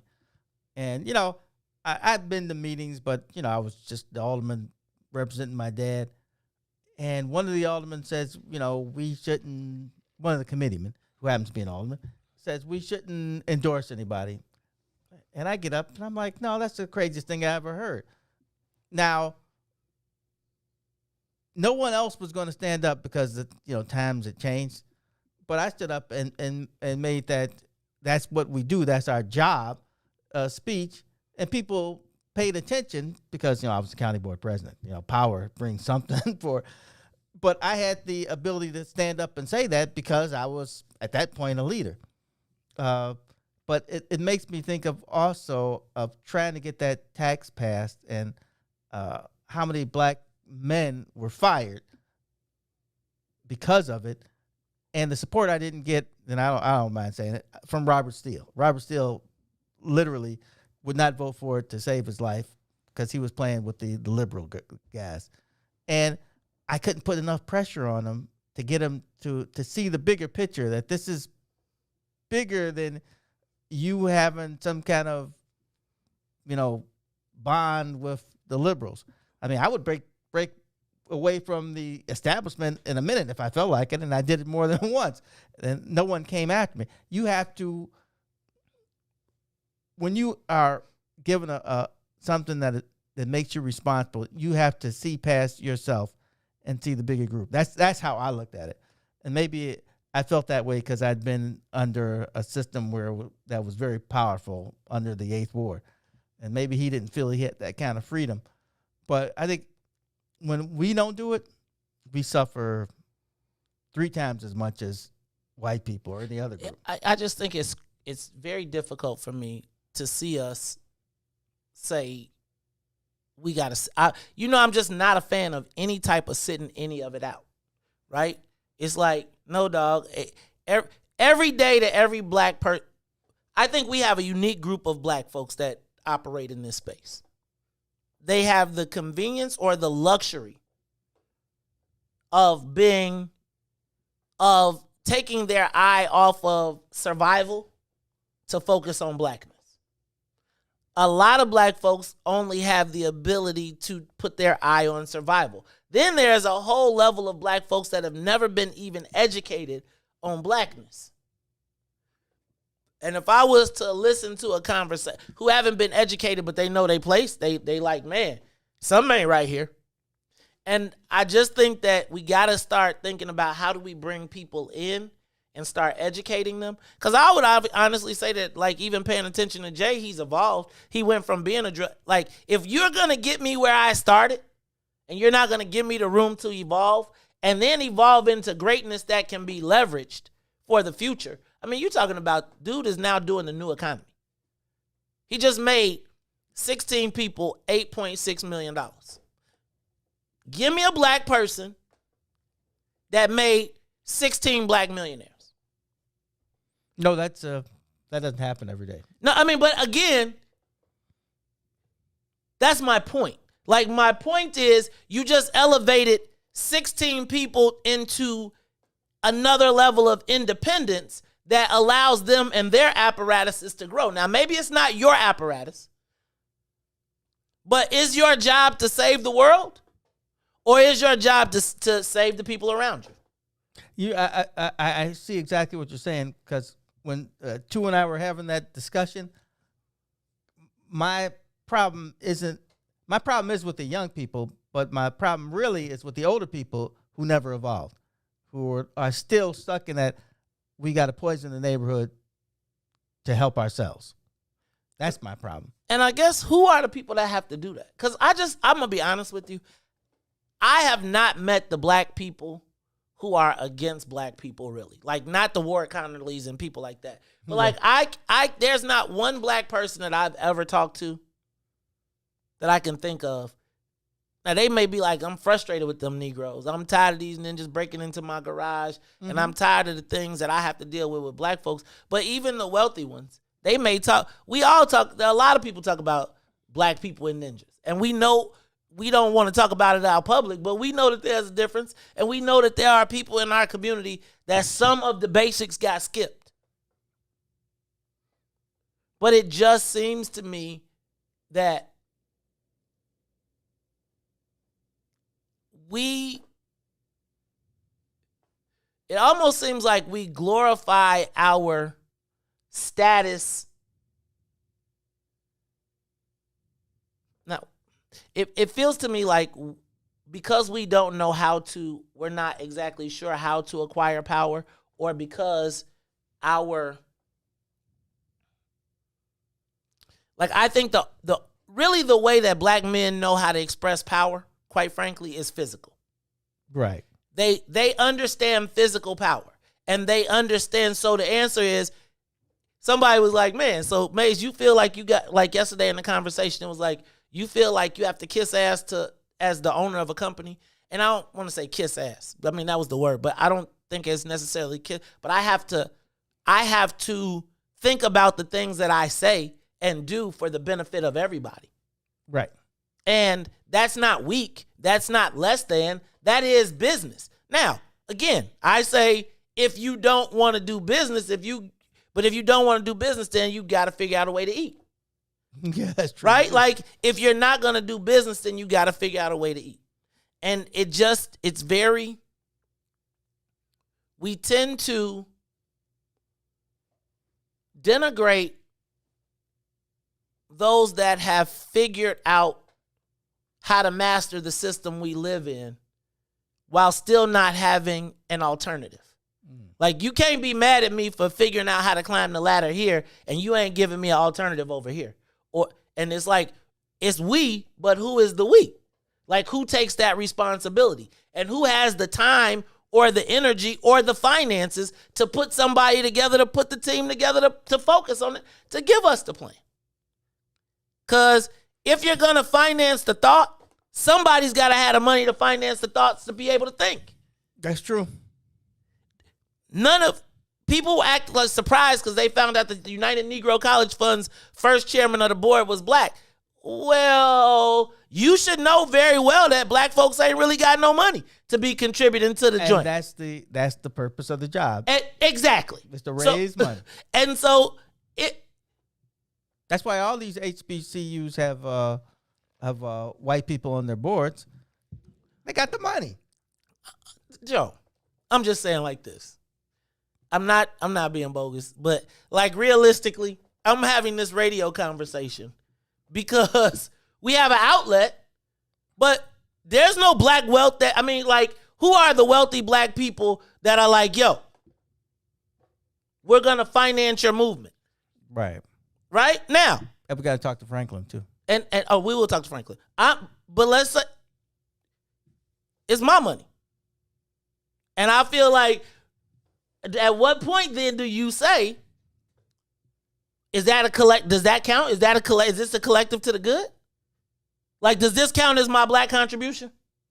Sure it does. No, How you count? How much? How much does it count? Let's go to the final line. Franklin, you on the Maze Jackson Show. Hey, good morning, Brother Maze and Todd. And Brother Lou, how y'all doing? Frank! Man, don't be writing Franklin down. Put Frank. Let me say right quick. I've been trying to stretch it out so I don't call in back-to-back days. I'm glad you let me call in. And I'm going to go back to stretching out. But this is a great topic. I think it needs to be discussed because I agree with you completely, Brother Maze. Now, the way I'll measure black people doing something for black people will be the impact that it has on our community as a whole and our community only. Like, said, for instance, what Maze was saying was absolutely right. Do you know Oprah actually can take $10 million and say, I'm going to donate $5 million to 2 families, okay, to start their own business every year. And it wouldn't even scratch her empire. But I like what Tyler Perry is doing. He created his own manufacturing studio for his films.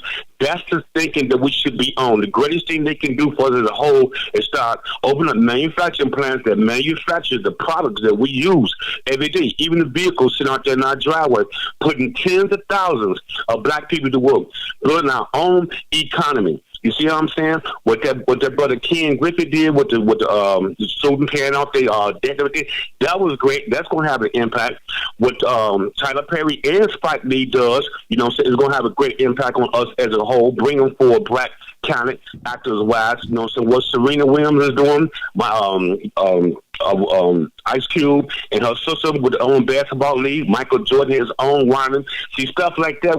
That's how I would measure it. Because it's like you said. They can easily do it, Brother Mays. Can make millionaires out of different black people every year and put it productively. We do that, then we'll be on here. That's what I really like to see. That's how I will measure it. But I think, Leslie, Brother Mays, I think they don't know what to do. We're going to have to, when we meet them and talk to them, we're going to have to introduce these things to them because they are up there in Cloud 9. They got a whole lot of money. You see what I'm saying? Whole lot of things coming. I think they really don't know as a whole what they can do as a whole for our community. We got to know. We got to lead them. Okay.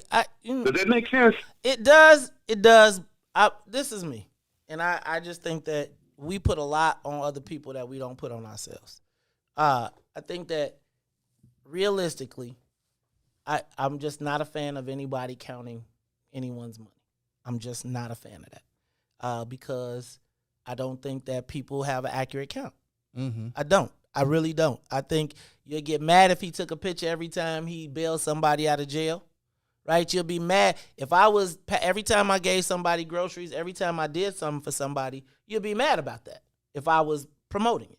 Mm-hmm. I think most of the wealth contributions that I've seen from people is usually done stealthily so that you don't know that they're doing it.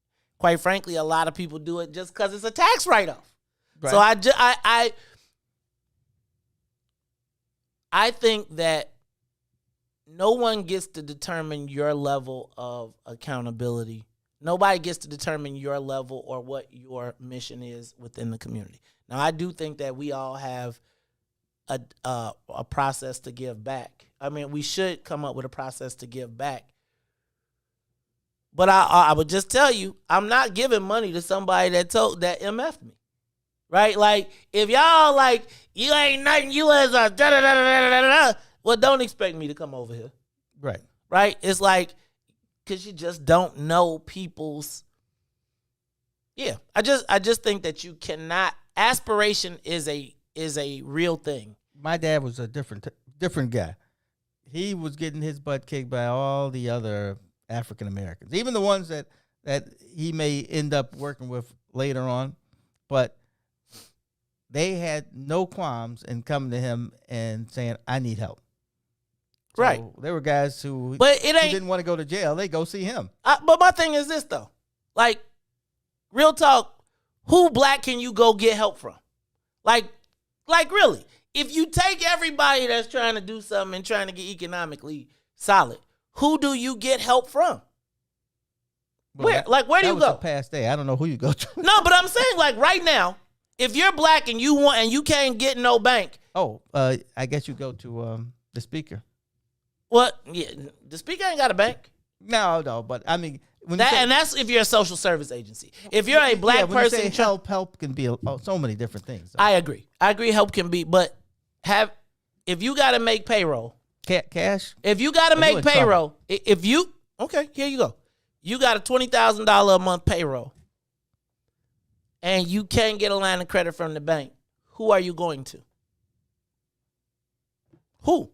I don't see, in big instances like that, I don't see an out. Smaller things, like I've seen, you know how the Baptist church doesn't have a formal organization, but I've seen the more successful guys help the guys who aren't that successful. Like they will loan the money to a little church, yeah, and help them get, because it's one of their members that went, one of their sons or something that went, and they go ahead and give them a starter package. So there's probably other things that I've never seen that kind of stuff happens. I would hope. I just think we got, like I said before, it's business, politics, the streets, grassroots, and religious or spiritual. It's like we can't all be in the same bucket. We just can't. And I think that we have to have we have to have people that are shrewd business-wise. We got to stay connected to them. And hey, we got there's a black painters union on Cottage Grove? Yep. We need more of that kind of stuff. That's what I say. Yep. This is what you're saying. We're just not involved in enough of those things where we're like, you know what, we're just going to have to leave you white people and force you to work with us. Right. Or, I mean, I'm saying, like, if we could get a black person on the board at the low, like in a white union, I'm with that. Yeah. I am with getting black people into the spaces. Now we got to keep them accountable. But I think accountability, even in that, is how do you measure it? Like, I just think, like, we compare ourselves to other people. How gray their hair gets? Because you know that they're working and concerned if they start aging on you. I'm just tell you, the indirect. I think white supremacy plays a role in our lack of economic success because we're structured that way. But I often believe that our lack of familiarity with power and money at levels allows for us to create our own narrative as compared to the reality. I think that when you get to the top of a pile, there's a whole different set of racism that you deal with. And I think that we're black. Like, I don't think that there's anywhere you get to go that even when they've tried to accept you, that you don't remember, that you don't have black issues that you got to deal with. It's just at what level you deal with it. The higher up you go, the 3 strikes rule is gone. It's 1 strike and you're out. Yep. And I just think we've got to, again, if it's Jay or Nas, I appreciate Nas as a rapper. But if I'm trying to move the ball for the community as a whole, I think that I have more opportunity to make bigger strides with a person like Jay-Z, regardless of what his rap said. Hey, y'all, this is the Maze Jackson Show. When we come back, we are going to, you know what, where am I at? Because I done skipped a whole section. We're going to go to the museum ordinance. Yesterday, we saw that 4th Ward Alderman Sophia King is looking to pass an ordinance, a museum ordinance that requires a special use permit before a house can be turned into before a house in a residential community can be turned into a museum. It's a really interesting conversation. I feel like I got unique perspective on both sides of it, right? And so I'm going to talk about it when we come back. We can talk about it when we come back. And I think you'll have some too, especially since you were an alderman. Toure Muhammad had yesterday when I was sitting in for Ron, I see how they be jumping in on these shows. But I got into the conversation with one of the ladies who was trying to make the Honorable Elijah Muhammad's house a museum. And I just, I feel like I may be responsible for some of the rhetoric, but I just feel like, man, sometimes I listen to people and I'll be like, y'all got to get this on the right page. It's the Maze Jackson Show. We'll be back. WIFTBPM. When you got to Kennedy King, so you remember Corey Brown? I definitely remember Corey Brown from Morgan Park. Yes, sir. Yes, sir. Yeah. Murder, man. I got it in with y'all one day before a game, and then y'all literally went out and destroyed some people by about 50 at Kennedy King, and I'll never forget, somebody shot a jumper. It came off long, and Corey will tell this story to this day. He says he went up, and I was in the stands. He went up for the rebound, and before he could jump, he said he felt a foot on his head. And it was you. And you caught it, classic P-Mac, catching it over everybody, putting it back in. He says before he jumped, he felt a foot on his head. And Corey was 6'4", easy. On his head. On his head. Yeah, Corey was 6'4", man. I used to I had a knack, man. I was always uber athletic. Like I was taught earlier, if somebody shoot, you got to come from the opposite side. I had a guy in my neighborhood named Wayne Irvin, legendary dude to us in our neighborhood. Played at Chicago State, played at Wyoming. Okay. Played against Patrick Ewing. He passed away a couple years ago, but went to CVS. He was a decorated player. A lot of people knew him. And he taught me early, like, you attack offensive rebounds from the opposite side. So if somebody shoot from the left wing, you crash from the right. If somebody shoot from the top of the key, you can crash because it can go either way and you can get it. I was so big and athletic. I used to get a lot of tip dunks. Like, for some reason, people never boxed me out. And once I got a running start, if it came off anywhere over the rim and bounced up, you was dead. This is Eugene McIntosh, one half of the illest independent sports media outlet in the whole entire land, the Bigs. Check me and my player partner Terrence Tomlin, a.k.a. T-Tom the Great, out every Monday, Wednesday, and Friday from 1 to 3 p.m. on What's in It for the Black People Media Network.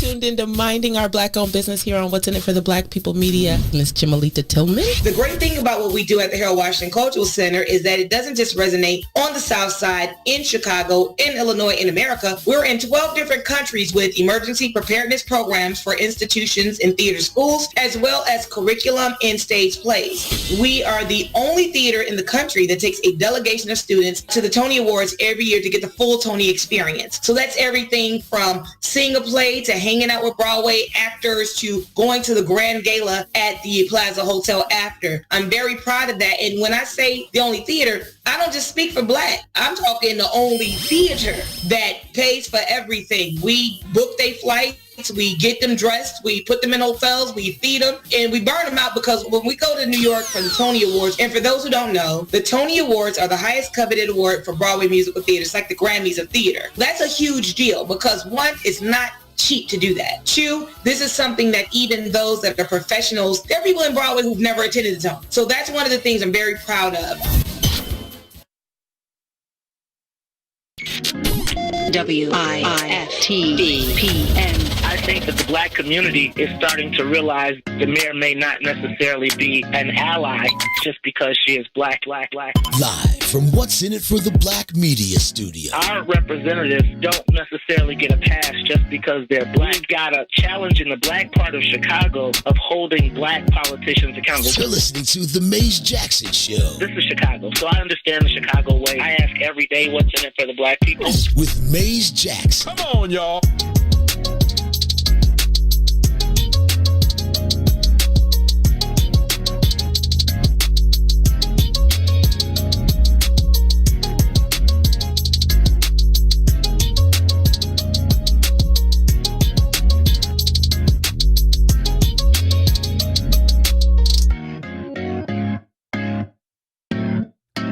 You are listening to the Maze Jackson Show. I'm your host, Maze Jackson. Got my co-host, Todd Stroger. Hey, Todd. Yeah. Did you see, I'm going to jump back a little bit. I skipped over something, but did you see Loretto Hospital? The mayor has cut them off. They doubled down on the cutoff because there was a lot of aldermen and people popping up saying, you can't cut Loretto Hospital off because of the bad seeds. And then did you hear the story yesterday about Ahmed Anoush? Ahmed Anoush. That's the CEO? The COO. Set up a private vaccination session for a Michigan Avenue jewelry store that he frequently buys watches from. Now, I need y'all to understand that. Is Loretto a safety net hospital? Yes. So do safety net hospitals, they still make a lot of money. You know the hospitals that aren't safety net hospitals? Rush, Northwestern, University of Chicago, Christ. Yeah. That's it. Everything else is safety net. Yeah, because they're small and they could go out of business at any moment. Okay. Does Loretto primarily serve Black people? I guess that's why we got a Black CEO. However, that's the only reason you have a Black CEO. I said that's the only reason you have a Black CEO. Because we got a few of them where they don't black neighborhood. And they ain't got no Black CEO. No. I mean, they're not gonna get hired at Rush or University of Chicago, Northwestern to run the whole place. Woo-hoo. Oh, you don't think a Black man could run Rush and all them? No, I don't think they can get hired. Okay, that's a totally different thing. Well, Loretto Hospital got cut off because the COO and Ahmed Anoush arranged for an exclusive vaccination session for the jewelry store. Now, Todd, y'all gotta understand the gravity of this. We first found out that they took the shot. Remember, okay, so Loretto Hospital, the picture of equity in healthcare.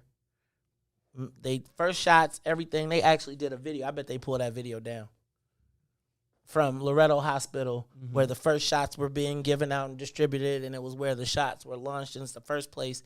And we find out that no sooner did they get out the door, did they go out and start passing out shots to their homies. They had the homeboy hookup. Right. Now they're trying to tell us, I'm sure that we're going to hear some bull about the fact that it was the leftover shots. No, you didn't take leftover shots down to Trump Tower. Because you counted them out. You counted them out, right? Right. Then you didn't just show up at the jewelry store. Think about the gravity of this, though. The jewelry store would be closed because they give the shots during working hours. Think about the gravity of think about what this demonstrates about the lack of black concern about black life in the hospital. Right. In the hospital. Like, it would be different if somebody like stole them and bounced, but the hospital itself. And I'm going to tell you that what I see happening is barter. So what I see, okay, so, and you understand the premise of barter, which is if I got something you need, I'll give it to you and you give me something I need or want. Right. Now, I got all these ninja shots. It's not a money exchange. It's not a money exchange. I got all these ninja shots over here that we don't, look, it's like when the stuff fall off the truck. We got all these black people shots over here. I give them to you, but I'm going to need, what you think he traded Trump Tower for the shots? You think he did that for pubs so he could walk around, or do you think he got a discount on his rent, on his mortgage? I'm thinking, no, that's too blatant. I'm thinking you're right. Amenities, things that hey, like, you know you what? think we he can do this for you later on. And he can walk in the door and he can get all the spa treatments and everything, and he probably got a tab. Yeah, probably ain't got to pay for his cleaning. Right. So now he gets like he Eric Trump's like when boy. I go in the bar, I haven't done this in a long time. What bar? I haven't had any money.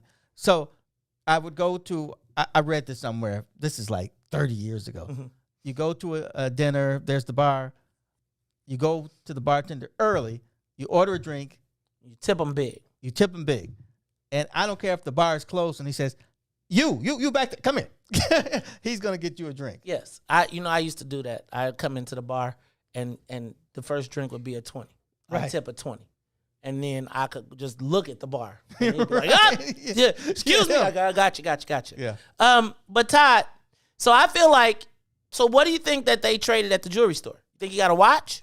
Think he got a ring? Is he getting engaged? Do you think he traded something for these shots? I think at the jewelry store, he's getting a discount on something. For sure. Discount? Man, you saving lives. You know, money is money. Jewelers aren't usually the But the markup on jewelry is 100%. The markup on diamonds is 100%. Yeah, and they got 100%. all 100 of that too. Yep. But then, well, you know, but Ahmed Anoush at the jewelry store, telling you, He got the hookup. we gotta play some. We gotta play the Hellcat wheels. Anyway, You know, just for black people, and you know, I love black people in positions of power, and I don't want to see anybody lose their job, but they both need to go. yeah, I think. Well, first It's of all, a symbolism thing too. what do you think is the hesitancy? I think Ahmed Anoush got some dirt. Here's what I think. Do you want me to tell you what I really think? Yes. Okay. I think that this is all speculation. This is just me shooting stuff. Mm-hmm. I think that hospital was the hookup hospital. If you needed a shot, there were people who could direct you to at that hospital, and you could get the shot. Mm. And I think that everybody in the mix utilized the service, which is why the board is challenged, because because Ahmed Anoush took a list because he's the chief operating officer. So my guess, and this is just me speculating, is that the hospital and the board and the people, I'm not gonna say the board. I'm just gonna say someone at the hospital probably had access to getting people shots. Probably people of significance, probably people of importance. Probably, I would bet you that if we were to get the log of all the people who got shots, I bet you that's a who's who of a lot of people. which is why they keep having these emergency meetings with no outcomes.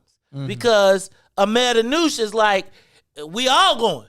Right. We all ninjas today. We didn't just go to one church, right? We didn't just go to. So I'm going to tell you that list probably got every pastor on it, every West Side pastor, I bet you that our shots at that location became the hookup. Yes. And now everybody is paying a price, but they can't pay the ultimate price because, again, you know how Nino Brown was like, I'm not going down by myself. I got a whole list of names. And that, to me, is my speculation. And if that be the case, and here's me. I think what tipped me to it is probably the judicial shots.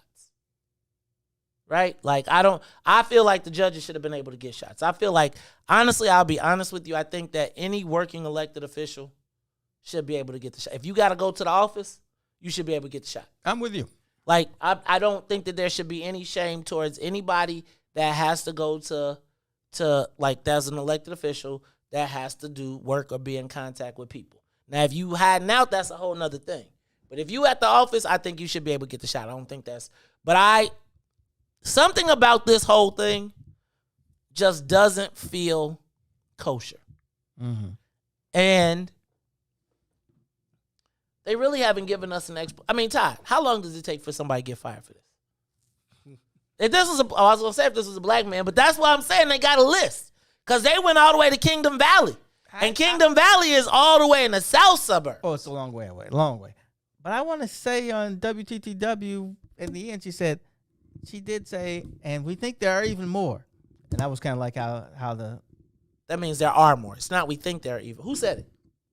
I can't remember if it was the blonde lady. Okay, well, I'm reading in Capital Facts. Oh, you talking about Amanda Vinicky? Yeah. I was reading in Capital Facts, and Capital Facts said that State Senator Lightfoot said there's more. Oh, maybe that's where her. Maybe she said that.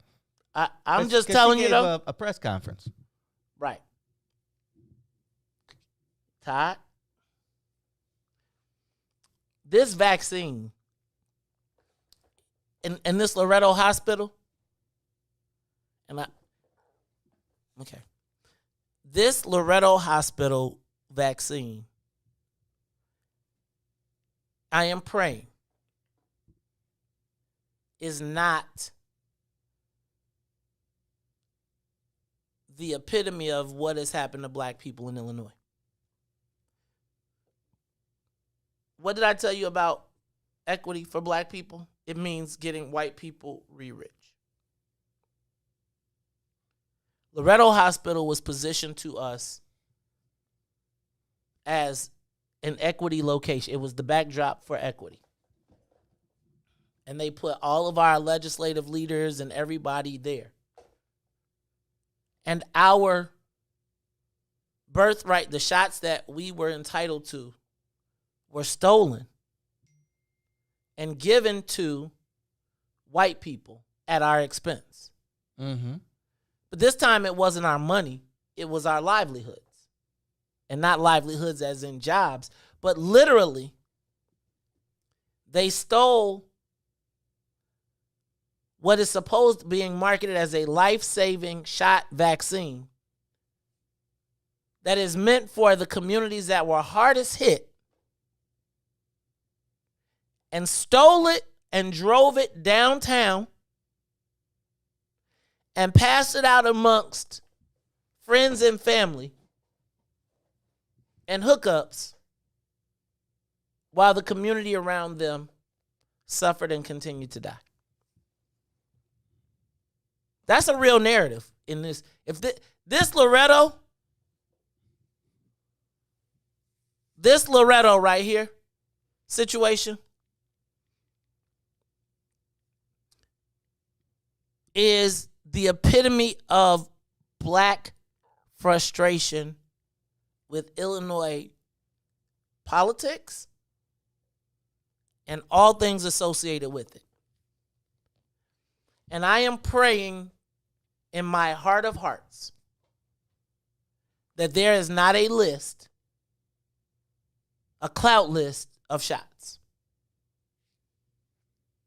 But Todd, I'm going to bet you dollars to donuts that somewhere in this mix,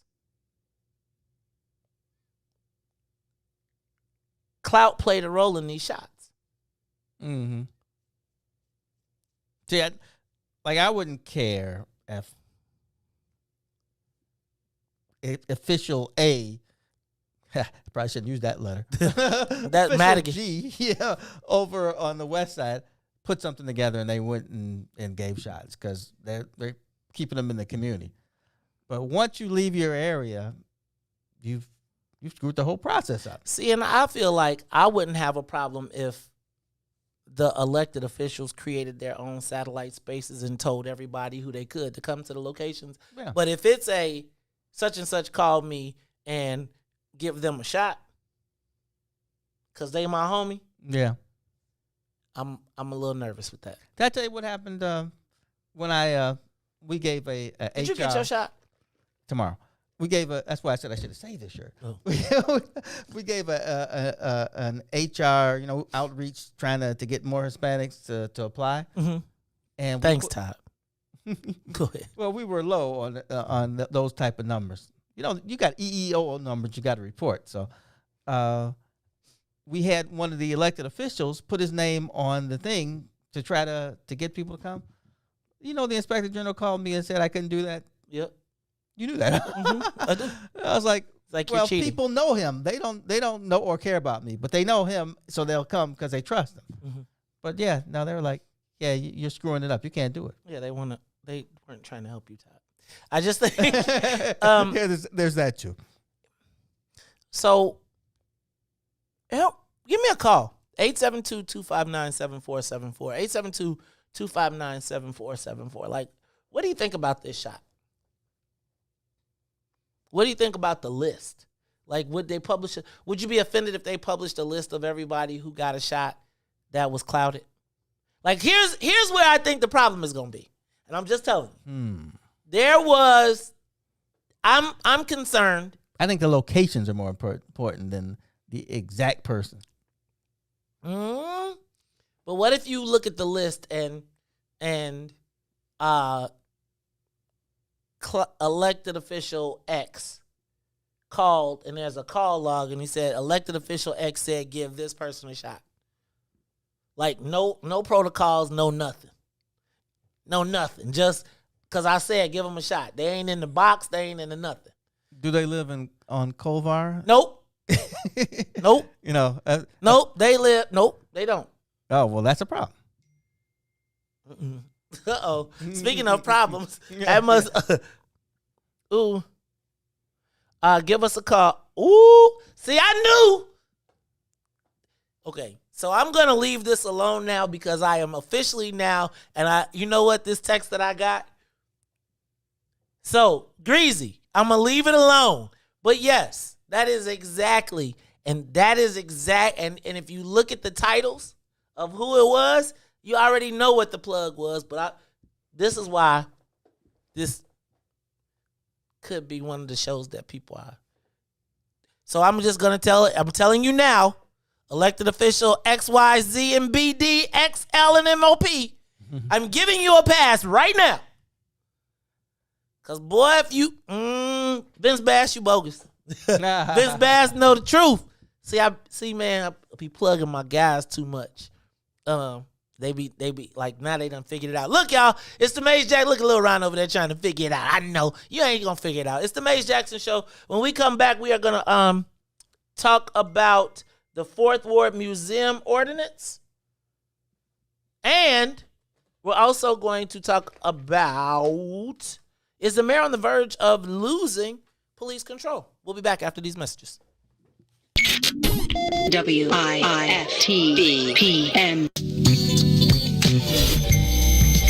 This is Tori Muhammad, and we want you to tune in to the Tori Muhammad Show that airs here on What's in It for the Black People Media every Monday and Friday from 11 a.m. to 1 p.m. We talk and celebrate Black-owned businesses, Black entrepreneurs, and we talk to some of the best people in the food industry here in Chicago, Black chefs, Black restaurateurs. So make sure that you tune in to us every Monday and Friday from 11 a.m. to 1 p.m.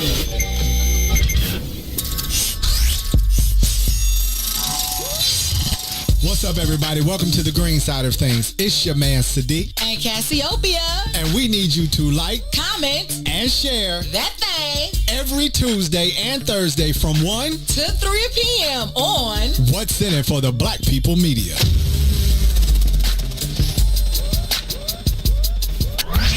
Tuned into Minding Our Black-Owned Business here on What's in It for the Black People Media. Miss Jimalita Tillman. The great thing about what we do at the Harold Washington Cultural Center is that it doesn't just resonate on the South Side, in Chicago, in Illinois, in America. We're in 12 different countries with emergency preparedness programs for institutions and theater schools, as well as curriculum and stage plays. We are the only theater in the country that takes a delegation of students to the Tony Awards every year to get the full Tony experience. So that's everything from seeing a play to hanging out with Broadway actors to going to the Grand Gala at the Plaza Hotel after. I'm very proud of that. And when I say the only theater, I don't just speak for Black. I'm talking the only theater that pays for everything. We book their flights, we get them dressed, we put them in hotels, we feed them, and we burn them out because when we go to New York for the Tony Awards, and for those who don't know, the Tony Awards are the highest coveted award for Broadway musical theater. It's like the Grammys of theater. That's a huge deal because one, it's not cheap to do that. Two, this is something that even those that are professionals, there are people in Broadway who've never attended the Tony. So that's one of the things I'm very proud of.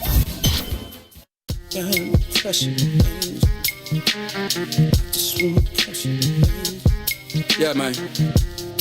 Ideas, man. Ideas. You don't have to find me. I'm walking right behind you. So clear to see that you wanna be free. You don't have to find me. I'm walking right behind you. It's so clear to see that you wanna be free. Let's go. Standing my ground, I can't mess around now. It's like my time is in a bottle, captured by your love, yeah. Now I know women's got this thing going on. We can't stay around so long, but I wanna come correct.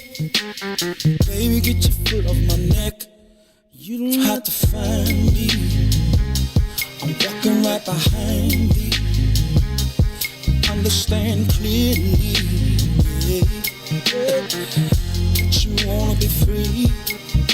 It's the time that you spend making me think within. Is the trust still beginning? Fade away from beginning of the day. I can see you trembling times, and I can see you wondering mine. Is it me considered? You that's with it. See, you don't have to find me. I'm walking right behind thee. It's so clear to see, baby, that you wanna be free. You don't have to find me. I'm walking right behind thee. It's so clear to see that you wanna be free, yeah. I'm just trying to be the best I can. You can call me the troubling man. Matter of fact, I'm from the side of the street. Baby girl, you're calling on me at the time that I feel your presence around me. Something that I can't let go. It's your time and everything around me there. I just wanna hold on, but you don't have to find me. I'm walking right behind me. It's so clear to see that you wanna be free. I just wanna come correct best I can. Baby, get your foot on my neck. And just before you just leave, baby, I've been trying to tell you I can't breathe. You don't have to find me, baby. I'm walking right behind me. Oh, so clear to see, yeah, that you want me free. Down pressure. You are listening to the most dangerous show in the morning. This is What's in It for the Black People Radio. Maze Jackson. Maze Jackson, the most vociferous advocate for black people in the world. For Ruthie Moore, for Todd Stroger, I am the host of the Maze Jackson Show, asking every single day, what's in it for the black people? And if you don't like it, you can still tell them Maze said, Mayor Lightfoot, man, we ain't accepting that. We ain't accepting that. Let's go.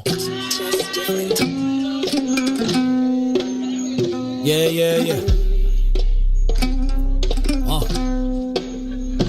Let's get down to business and go ahead and address the facts, man. Lightfoot seems more lesbian than black. Rahm Emanuel's another case, he was just as tired. 50 closed schools left much to be desired. Police had Anjanette naked on that body cam. They suppressed the footage so it couldn't touch a lot of hands. Reminds me of that 16 shots in that cover-up. Both of them similar, so I went and dug it up. George Floyd killed, a lot of riots happened in the town. Southside burned and they wouldn't let them bridges down. Grandmother sick, need a prescription and plus a couple groceries. You gon' have to travel just to get it now. COVID-19 out here shutting all the business down. Not enough SBA loans to even give around. So many failed businesses that you could put them in the pile. If you don't survive the pandemic, it's gonna sit you down. We sing, dance, play ball, entertain, and crack jokes. Government infested black neighborhoods with crack smoke. System that milked us so bad, we got lactose. Still trying to find out what's in it for us black folks. We sing, dance, play ball, entertain, and crack jokes. Government infested black neighborhoods with crack smoke. System that milked us so bad, we got lactose. Still trying to find out what's in it for us black folks. Shout out to Willie Wilson, hope one day you get to send it. We need some different players in the game to handle business. Too many shady characters like Madigan and Blago. But when you really break it down, it's typical Chicago. City full of gangsters, it's what the land was built on. Same streets with hood legends, DNA get spilled on. Carjackers out here lurking, trying to get they steal on. Looking for a block to put them Hellcat wheels on. Let us give bogus appraisals a red line. Car crackers out here getting minimal fair time. And I'm concealed carry, I stay with the pipe. But Illinois gun laws giving minimal rights. Stay up on the swivel, make sure I'm moving tight. Check all of my mirrors when I pull up to the light. Pick my homie up from out of town, man, he caught a flight. He was hella nervous, told him, shorty, this a way of life. We sing, dance, play ball, entertain, and crack jokes. Government infested black neighborhoods with crack smoke. System that milked us so bad, we got lactose. Still trying to find out what's in it for us black folks. We sing, dance, play ball, entertain, and crack jokes. Government infested black neighborhoods with crack smoke. System that milked us so bad, we got lactose. Still trying to find out what's in it for us black folks.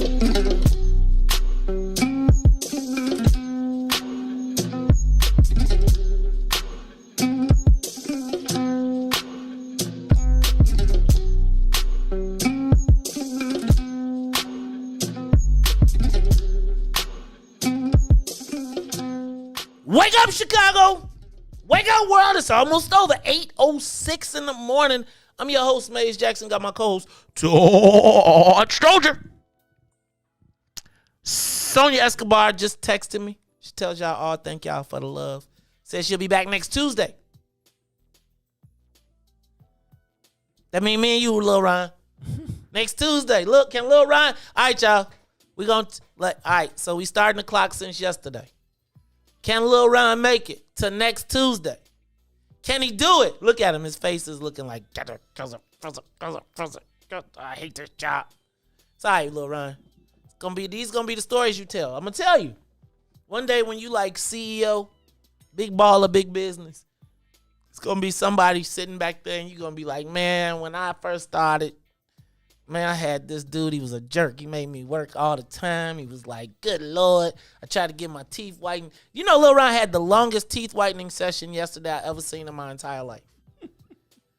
He left out at 10 o'clock, talk about some, I'll be right back. It was 3:45. I was like, good Lord, where is he? That's why I got in trouble. He needed some bourbon to help him get whiter. He was like, can I get a little of that gas over there? All right, y'all.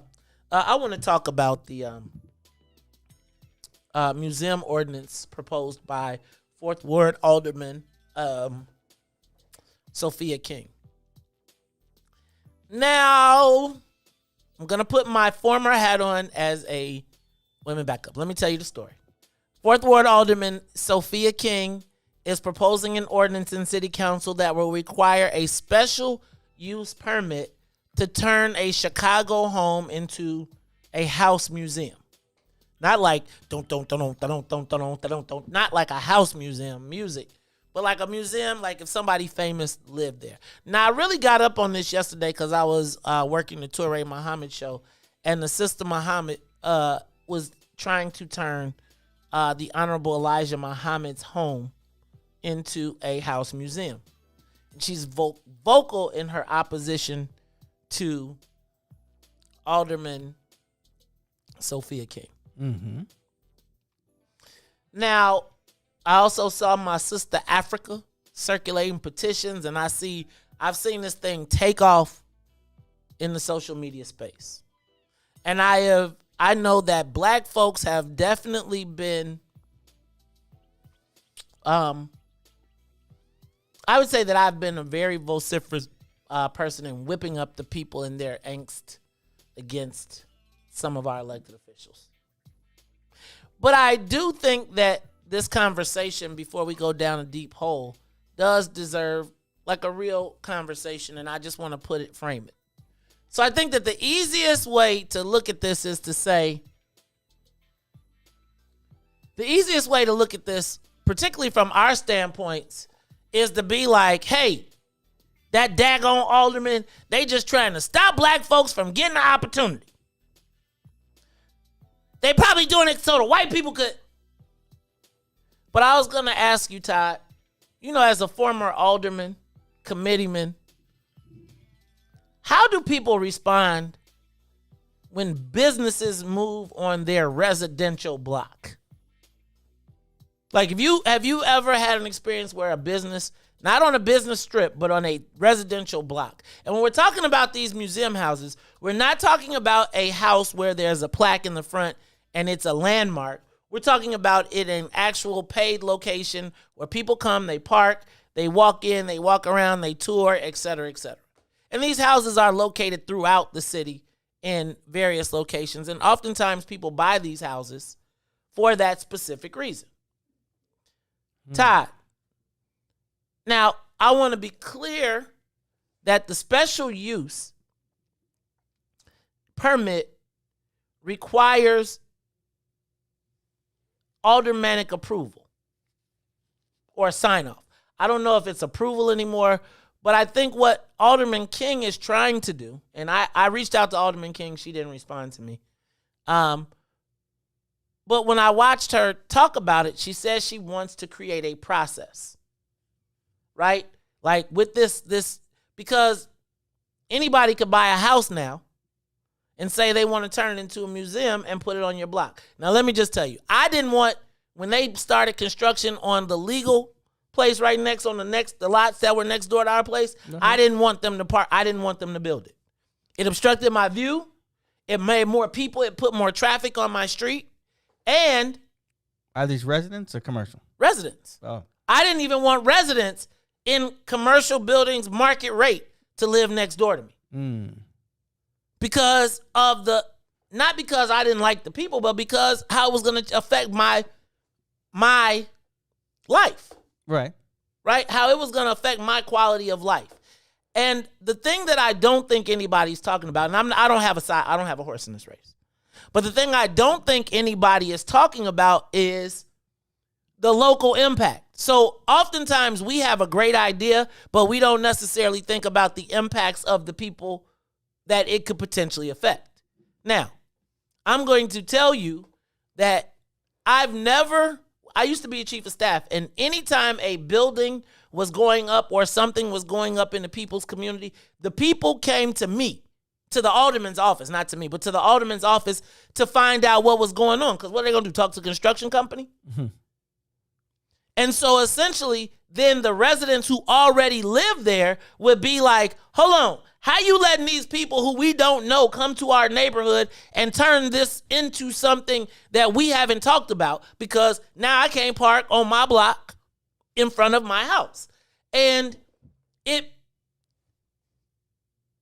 one of the things that I believe that as I continue to move through this process is I want to make sure that we're having honest dialogue with each other.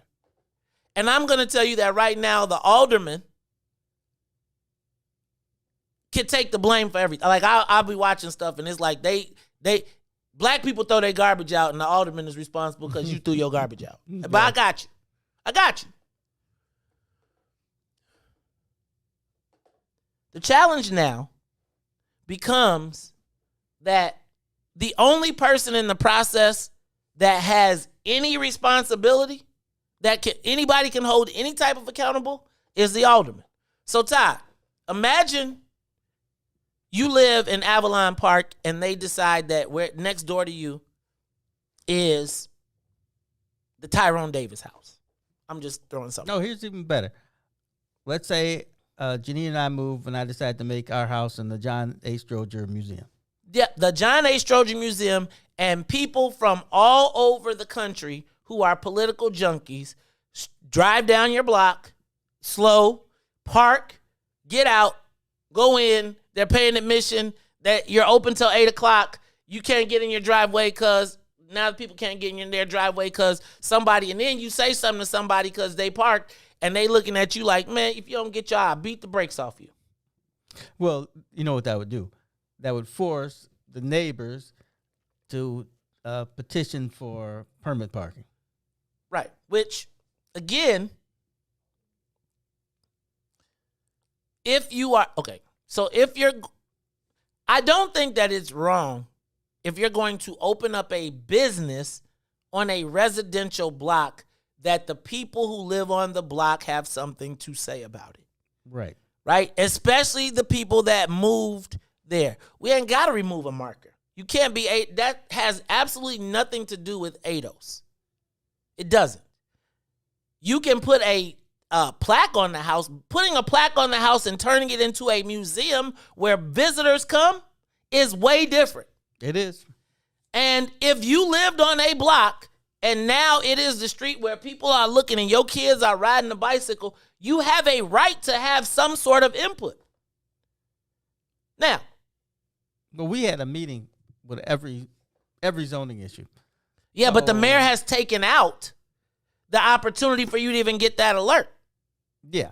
So now you don't even get that, right? The mayor has taken all that prerogative. Now, I'm going to say this. Now, one of the things that I heard yesterday was that Alderman King was inaccessible. Now, I think for this to happen, I think there has to be a guarantee of accessibility.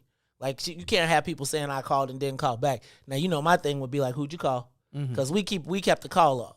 So every call, voicemail, whatever, you was going, because nobody was going to call me and say you didn't call them back. Right. Right? So who did you call? Who did you talk to? And what did they tell you?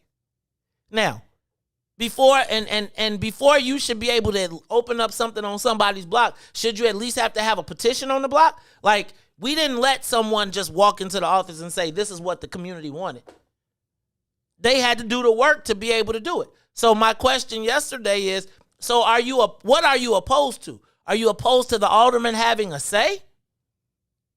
Should there be a process? And what happens on your block when somebody moves something in that you didn't agree with? Now, I think there's other dynamics, right? Like gentrification and all of those different components. But I do think that it is not unreasonable for people to want to know and have a say in what happens in their block and in their neighborhood. And I think you see the alderman, and most of the residents aren't going to come over, and they don't want to be on camera. Who wants to be the person that's on camera, and you got some developer saying they trying to build something, and you say, I don't want that on my block. And I'm not talking about Elijah Muhammad. I'm talking about in general. Shoot, you ain't been around the 8th Ward. Go ahead. People love to get in camera and say, man, why they want to do it now? Why didn't they want to do that 20 years ago when we could have used it? Right. Get out of here. Okay. I only say that because I ran into that. I can see that. But so let me ask you all, when you hear this scenario, the answer is easy, just to be like, oh, them dirty aldermen just want to block black people from having a chance to it. And let me say this. I find it hard to believe that, well, I'm not going to say I find it hard to believe, because if the neighborhood is turning white, they probably don't want certain museums there. And I think we have a right to put a plaque there. But I don't think, even if you move in that neighborhood, I don't think somebody gets the right to open up a business in a residential place. So I'm just telling you, I hate it. We had Starlight on the corner of 83rd and Kedzie. And every Sunday morning, I couldn't get a park because everybody... The restaurant Starlight was on 83rd and Kedzie. Uh-huh. I lived on one block west of it. Oh, okay. And so people would come and they would park all up and down. And so we, as the chief of staff... I parked over there. When I was the chief of staff, though, I started getting people to come ticket it and got it changed. And I think I don't have a horse in the race. But I do, like when I saw the alderman needs to be tarred and feathered. Who has the dialogue with the community? And how is that facilitated? And I think that's really what this debate is about. It's not you can't do it, but okay, you gotta have a community meeting, right? Like you gotta have petitions from, so now what I'm suggesting is, I don't know what's in the ordinance, but they have to have a clearly outlined process that it's not just special use and the alderman gets to say yes or no. The alderman should have a process that goes through, that a person has to go through to be able to apply for it. But you got to apply for a business license, and it has to be zoned for what it is. Yeah, that's probably the biggest thing. Zoned for what it is. So help me understand, is the issue with the museum or is the issue with the perception of the alderman? Because I can't name in Hyde Park. Let me just ask you a question. How many people have ever tried to park in Hyde Park?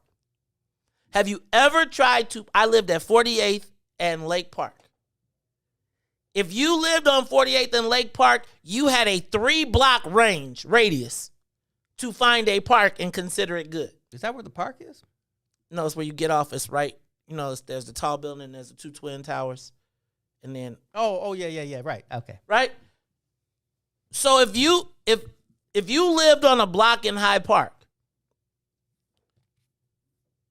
and somebody decides that they're going to turn one of those houses into a museum, and now on that block, you now not only have the people that park there, but now you got people all day trying to park and squeeze in, and now you come home and you can't park on your block. I think she has a point.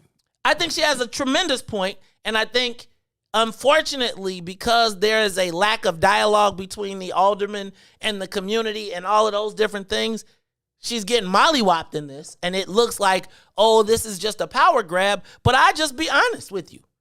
Who wants to be competing with more people? Or if you live in Hyde Park,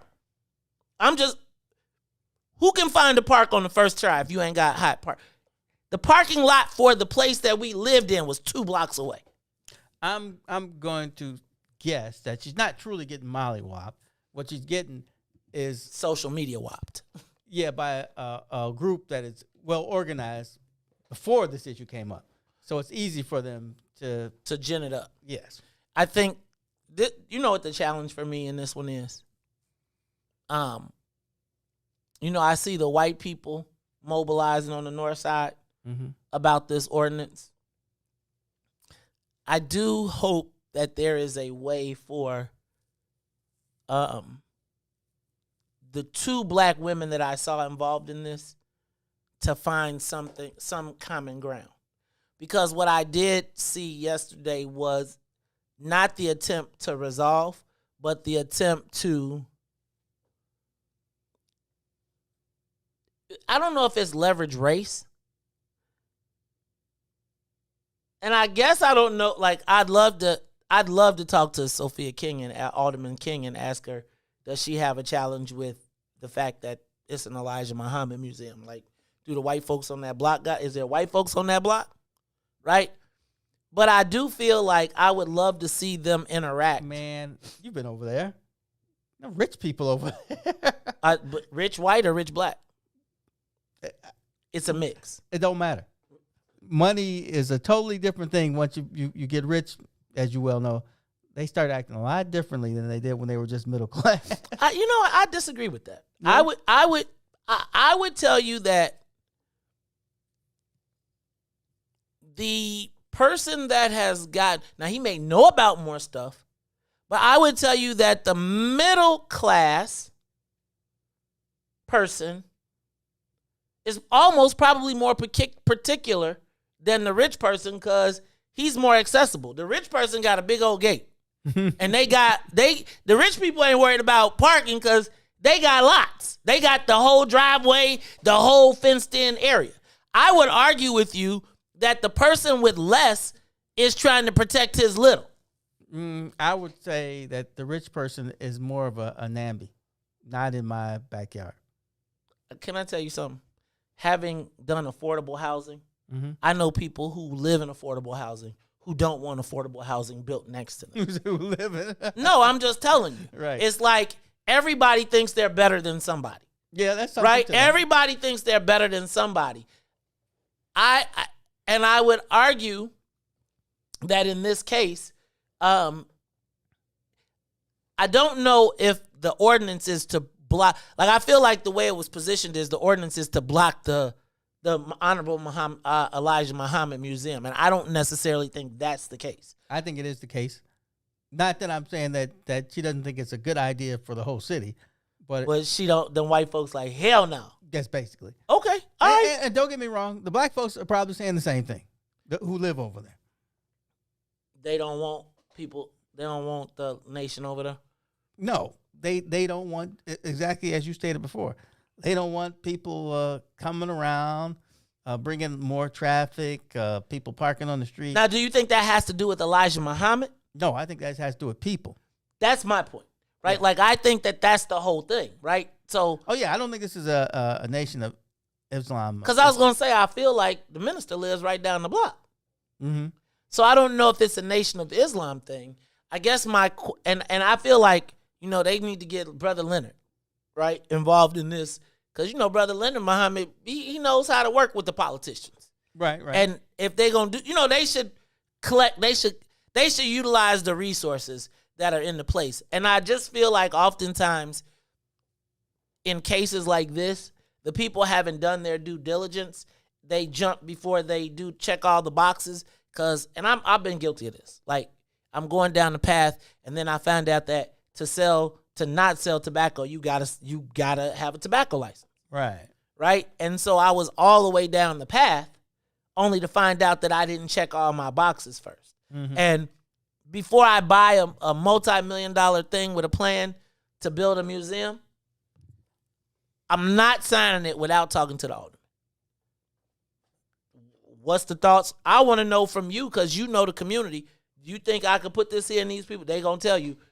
I sit in numerous meetings with the other guy, and he'll be like, I'm just going to tell you. You can do it, but I'm going to tell you, these people ain't going to be with it, these people. And I'm always with the voters. Because here's the other thing. The people that are going to build these museums is going to build a museum and bounce to their neighborhood and go park in their driveway. Right. So they saying, I'm going to leave you with this museum in your neighborhood where people are traveling up here, up and down the block, and your kid got to worry about some kid flying past it. It's a quality of life issue. And I'm not bugging out. I'm just saying, like, let's look at this from the perspective of, I would like for us not to start with our people from the position of everybody is a hater. Right? I would say that if you talk to most aldermen, no, I'm not going to say that. I take that back. Anyway, I think this is a true quality of life issue. And I think if it was a rich block, Todd, or a middle class block, or even a block with tight parking, mm-hmm. they're going to have an issue. And I don't think that, like, did they make her do a parking study? Right? Like, I mean, there's a lot of ways that thing could have went. Mm-hmm. Right? You could have just ran their bill up and then said no. You could have downzoned the area. There's a lot of different things. And all I'm suggesting is Like, downzoning is a hard thing there. Now it is. Used to be. No, even before it was tough. They didn't like to down zone a lot of stuff during my time because it could cause a lot of problems in the future. Got you. Here's what I am suggesting. Until we get the organization to unelect people, because I hear a lot of people talking a lot of smack a lot of times, but ain't knocked on near your door. Mm-hmm. Social media it up, no votes. I drive by that house not all the time, but if somebody comes in out of town who hasn't been here before, I drive by the house. Which house? Farrakhan's? Uh-huh. Oh, but we talking about Elijah Muhammad's now. I want to know where it's at. It's not the one on... That was a lot. You think if Farrakhan lives in Elijah Muhammad's house? Yeah. No. You think so? No, I don't think so. I know so.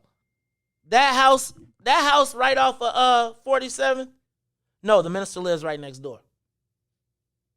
No, it's the same thing though. Okay. All right, well, I'm going to check. I'm going to go check. Well, I'm going to just tell you then, that's one of the blocks that was where I used to try and park. Uh-huh. When I lived in that area because you couldn't find a park. It's hard for me to hear the rhetoric around this argument. You know how things get nasty. Yeah, but it's hard for me to hear the rhetoric around this amongst all the black folks. And like when I saw the Alderman King needs to be tarred and feathered, and I know ain't nobody trying to tar and feather, but I'm like, yo, cuz, have you ever lived on a block where it's no parking? And the people that's telling you they got a plan to take the rest of it ain't talk to you about the parking? Ain't nobody calling the developer. They gonna call the alderman and say, just like y'all saying you ain't nothing. That's what the people who are saying, if you let this happen, you ain't nothing, but they gotta vote. And the people that's doing it to you don't even live in the neighborhood. Oh, also the traffic count. Even if you didn't park, people don't want to see more cars coming down the street. Especially if you got a kid riding a bicycle. Yeah. Right? So, again, no slight to the process, but understand that it's not all, I know I'm the conspiracy theorist, but it ain't always a conspiracy. Sometimes it's just plain old logic. Yeah. And, I think as we watch this thing unfold, a lot of people have horses in the race. Now, I'm trying to get Alderman King to help out the brick houses, which are members of What's in It for the Black People, because some white people came in there and tried to do them in once they moved there. But even with the brick houses, who are part of our family, I try to explain part of the thing is trying to educate people on the process, because they make up not for the brick house, but people make up how they want it to go in their head as compared to reading the paper and saying, these are the things that I do. And when I asked her yesterday, I asked one of the sisters, did she have a lobbyist? She was like, nah, the alderman, et cetera. But I think that when you can save a lot of money navigating the process if you have somebody that's helped you navigate the process, to help you navigate the process. Now, I know you shouldn't have to and all that good stuff. But again, these are those examples. So if I gave her that information, does that count for my blackness? All right, y'all, and I didn't charge her. It's the Maze Jackson Show. We'll be back. When we come back, I think we're good. You know what? I'll tell you what we're going to talk about when we come back. It's the Maze Jackson Show. WIFTBPM. Introducing your trusted source for high-quality black emojis, better known as Blackmoji. We believe black is beautiful, and that beauty should be reflected in the digital market. Now there is an app that does just that, starting with Black Greek letter organizations. Blackmoji D9 offers more than an emoji app. It is a cultural experience of black excellence. Download the app in the Apple or Google Play Store to access a specially curated catalog of emojis representing the Divine Nine. Use the emojis to celebrate Black Greek events, acknowledge current events, support social causes, and learn about esteemed Black Greek members who blaze the trail of Black history. A portion of every subscription goes toward a scholarship fund specifically for members of Black group-led organizations to help keep the legacy alive. Download the Blackmoji app today. Hey, sunshines. If you didn't catch the last page in the Book of Dawn, here's what you missed. So you found that, but you also, during those times, made a conscious decision to create a base for yourself outside of the Isleys or the great artists that you tour with. And from that, the Mo Fitz Project was born. Can you tell us how and why you did the Mo Fitz Project? Let me tell you something. I had been touring since I was 17. And what happened was your girl Eve was doing different events around town. Mm-hmm. And I remember it was right on 47th Street. I think it was Blue 47. Yeah, one of those spots. So Eve was doing something with them. So they were like, we're hiring bands. I was like, I'm going to put something together and go play local. Let me do that. And through that situation from Eve, the Mo Fitz Project was birthed. I was like, oh, okay, this would be great to actually come home and put quality guys together and make music locally outside of the touring. I just found another joy in it. And crazy, remember Terrence Kane came up with the Mo Fitz. Oh, did he? Kane? Rest in peace. Rest in peace. Terrence was like, you need to call it the Mo Fitz, Ruthie. Mo Fitz. Use your name. This is how that name came about. It was Terrence Kane and my girl Eve Bridgeworth. She was the launching pad for that. And then she would hire me to do different events. And she started hiring me to do weddings and stuff she was doing. And then it just kind of birthed into that. Don't forget to tune in weekdays, 9 a.m. to the Book of Dawn from the What's in It for the Black People Media Studios. Roll Tide, y'all. WIFTBPN. I think that the black community is starting to realize the mayor may not necessarily be an ally just because she is black. Live from What's in It for the Black Media Studio. Our representatives don't necessarily get a pass just because they're black. We've got a challenge in the black part of Chicago of holding black politicians accountable. You're listening to The Maze Jackson Show. This is Chicago, so I understand the Chicago way. I ask every day what's in it for the black people. With Maze Jackson. Come on, y'all.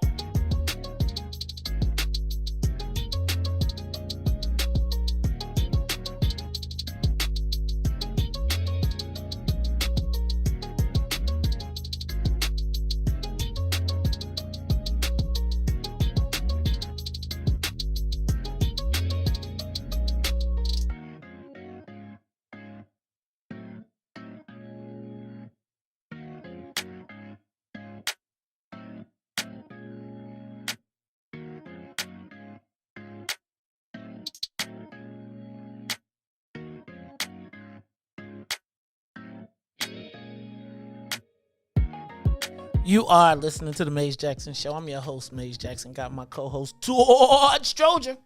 Lil Ron rolling. Hey, man, I'm looking at these comments. We're going to have to take this conversation about money and power. This is going to have to be a standalone conversation. Because I do think that money, power is all relative. Power is scalable. Money is scalable. Mm-hmm. We glorify the power that a guy can exert on the street, but don't understand the power that a brother can exert in the boardroom. And I'm not going to say we don't understand it, but I'm going to say that there is a fundamental, I'm looking at these comments, there is a fundamental difference between an entertainer and a businessman. I'm not a businessman, right? And I think once we grasp that, right, and once you make the transition from being an entertainer to a businessman, that actually has business, not like endorsement deals, but business, own business. Where you're not the only right, where employee. you're not the right, where you got a payroll, where you got staff, where you got livelihoods depending on you. Right. Whole different conversation. And power, again, is relative. Power is, can you control your block? Can you control your house? You have power at your block. You have power at your house. Then you start to have more power as you expand your sphere of influence. And I think we, because of our lack of proximity to relative large amounts of power, our vision is shaped by people who have exerted minimal power. Right? Again, well, if you can't make nobody there's $1 million businesses, there's $1,000 businesses. Both of them have power. Right. It's just who they can exert the power over. Whether you want to exert the right again, if you don't, you might not want to pay the Visa MasterCard fee. But the power is, if they vote on it at the board meeting, you're paying it or you're not collecting. Just what it is. All right, y'all. I'm going to move on.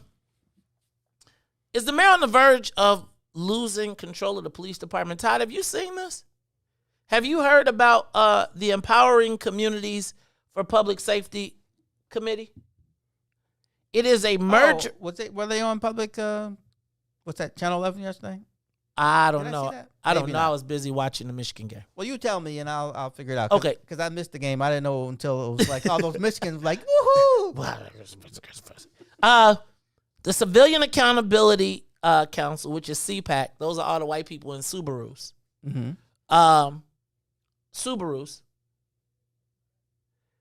That's the group that I told you was driving to Inglewood. Those are the people that switch their clothes up, turn into ninjas, and start throwing frozen water bottles. They teamed up with the Grassroots Alliance for Police Accountability, GAPA, to create an ordinance together. Now, they were at one point opposed to each other. They had competing proposals as to how to deal with police accountability. This was a very, very big topic on Chicago Tonight last night, but both of the spokespersons were black men. That's because they can't keep putting up white women and white people as the face of the fight against police brutality. Mm-hmm. And so what you found happening was, so remember 2 weeks ago, they were going to call this ordinance. They thought they had an agreement, and the mayor had Alderman Chris Talaferro, who's the chief of the police and fire, to cancel the meeting. Yes. And said she was going to give her own proposal. Well, what it did was it forced the two groups that were oppositional to work together. And now, essentially, the two groups that were oppositional and she was in the middle have come to an agreement together. And they say that collectively they have the votes between their two groups to pass what would be an historic ordinance. Right. That would take control of the police from the mayor's office and put it in the hands of a board, a board that would have the ability to immediately, this ordinance passes, immediately they can set police policy, they can name the chief of COPA, and they can name the board members of them, they can name the members of the police board. It would essentially strip the mayor's power to control the police, But in some fashion. The banger, because there's still the budget. But the banger is that there is in this ordinance a binding referendum that in March, if passed in March, would create an elected police board commission and would give them the exclusive power to appoint the chief and take it away from the mayor. Ooh, I didn't see that part. Yeah. That and it's not a non-binding referendum, it's a binding referendum. And it would be by ordinance, which would then mean that the mayor has no ability to squeeze it off of the ballot. Right? Because if you put three referendum questions on the ballot, then you get to push off your enemy, your competition. Right. But by putting this in an ordinance, it would, as you said, Todd, be codified. What is the reality that this passes? Because Alderman Sawyer said if the mayor will not support it, then get out of the way. And them socialists are part of this. When the socialists is in, you know that part of it. When the socialists are in, I'm like, man, they going for blood. They tend to win. I don't know. I mean, I'm not saying you're wrong. Yeah, I'm just saying there's. I guess I don't know the groups well enough anymore. They've all changed and they're kind of younger. They're younger and everybody's switching up. But think about this: Alderman Sawyer's on board, right? Yeah, but that doesn't surprise me because he joined the Progressive Caucus as soon as he got there. So he sure did. He sure did join the Progressive Caucus. So think about that. That would mean the Progressive Caucus. Does that make a Weiss pack? Because wasn't he the head of the Progressive Caucus? He got voted out. Sophia King's the head of Progressive Caucus now. Ah. So let me ask you a question. You know where the opposition's going to come from, right? Where? The Black Caucus. But the thing is, it will be fractured because if Rod Sawyer, Sophia King. Yeah, you'd think she'd be. No, I'm sure she's going to be. Well, she's got her other ordinance, so we'll see. But she's probably not going to vote against the progressives. I mean, I don't think she's tried to get decent with the mayor, but I don't think the mayor is giving any love back. Yep. Beal. Huh? Anthony Beal. Yeah. Oh no, I think they could. I think they done been counting. Mm-hmm. I think as they've counted though. What do you think about this time? So, first of all, that means that the election for the police board probably going to be. I love change now. I don't care. Huh? I love change now. So if the mayor loses the police department, mm-hmm. control of the police department, I don't know what she's going to do. She don't get to play dress up no more. Sorry. So what do you think about this, though, Todd? Do you think I should have bought me a uniform every once in a while and go walk around when I was in essence, head of the Forest Preserve Police. Dang. Yep. You should have got us some badges, man. Yeah. So, Todd, talk to me. This is boy. I don't know what other big cities do. Even though I do know that this mayor has more power than any other mayor in the United States. Could this be the time to strip the mayor of power? But like this would be unusual. I think most mayors have control of the police department. In some instance, even if it's just appointing the police chief. I mean, that's really a major thing if you don't appoint the police chief. I mean, and he ain't got to listen to you no more? Yeah, right. Because in our system, you appoint him and he got to listen to everything you say. So it's that would be interesting. Now, there's going to be some pushback about having another elected at the board, right? There's people who think there's too many elected officials already. Right. Even some of the aldermen think there's too many elected officials. Andre Vasquez said they didn't need 50 while he was talking about the reparations. So let me ask y'all. Todd, if she loses this, is she toast? Or is she toast already? I don't think she's toast. I think y'all forgot. I think Anjanette Young, I don't think that Anjanette Young stuff is going to work. I don't even think people remember the burnt down buildings. Every time I see her on TV. I think she's starting to get a little brownish. What do you mean? You know how toast gets darker. Oh, you think so? Oh, most definitely. Nah, she seems like I feel like the mayor has recovered. White people don't forget. That's always my motto. White people don't forget. They're not going to forget what happened on Michigan Avenue. Especially when they get a target. Yeah, that'll be a reminder, won't it? So, where would you say the mayor is right now on a scale of 1 to 10 in the power dynamic? Like, because let me tell you what I noticed yesterday. If you noticed, the governor, the speaker, Senator Lightford, and Tony Preckwinkle were all together. Shout out to Melody Winston. One more time, shout out to Melody Winston. They turned the hobo into the largest vaccine site. But what I saw was I feel like the mayor is going to be the world, because one of the things it felt like to me that site, they were saying like it's open to everybody. We're not going to limit it by zip codes. It's going to be all Illinoisans, because I feel like they're trying to move her to a corner. Like, and it's her against them. Like, I don't know if we're going to be seeing any more joint press conferences with the mayor.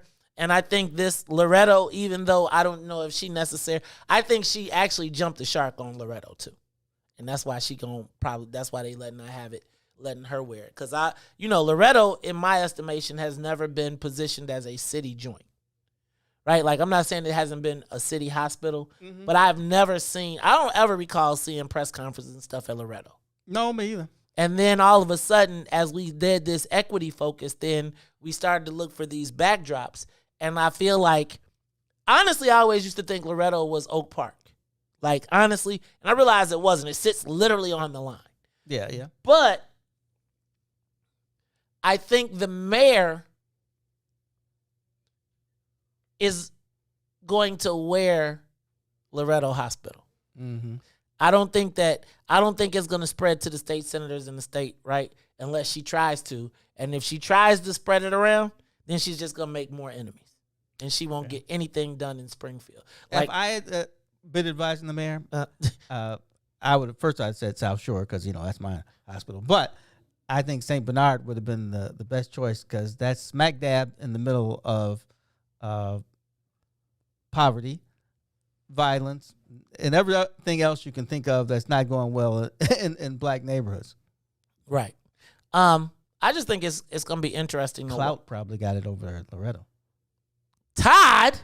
Yeah, whatever. Oh! Hey, there comes a point when you realize nobody's going to hire you anyway. Yeah, I feel like that, Todd. Like, I've come to, right? Like, like they not, like. No matter how friendly you can be with anybody. Right. No matter how much you try to help people, they'll still be like, screw you. Right. I'm with you. And like, we tell the truth. Or I'm not putting my neck out for you. Right. Like, see how black people, how y'all got us right now? See, Ty should be working right now. I'm just telling y'all. It's really crazy. It's like freaking crazy. Y'all, that is really crazy to me. Like, I just find that, I don't even want to go down this path right now. I'm concerned about this Loretto Hospital thing. Todd, I think that the Loretto Hospital thing is going to be explosive. And I think that they're trying to control it right now. They're trying to figure out how they're going to deal with the next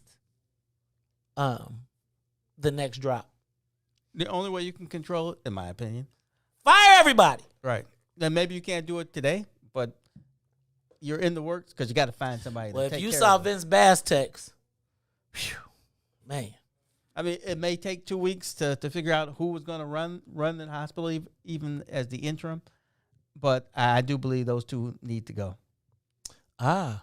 So somebody's saying the mayor will veto it. Veto what? Veto the police reform. Oh. That would be hilarious. I don't even know how that works in the city. She gets a veto, and then I think they can go back and reconsider. Yeah, but I mean number wise, what's the take? Is it 2/3 or 3/5? I bet you it's 3/5. No. 3/5. Well, whatever the mayor, hardest. So it probably that's why. Whatever's the hardest. It's probably 3/5. Yeah. Whatever's the hardest. Hold on. Let's see what he says. Oh, he says she'll veto it. All right. So I'm just telling y'all though, that's gonna be kind of crazy. It's gonna be kind of crazy. But then if she vetoes it, are council wars back on? Because now do they have a block now? Nah. Does the block exist? There's not that kind of bravery among the troops. I don't think. When you talk about the progressives and the socialists. The socialists will run up the hill. They'll shoot everybody. I was about to say they'll die on the hill. They don't, but they don't never I don't die know on the about hill. The rest of them. I think the socialists are probably the best example of how to run it.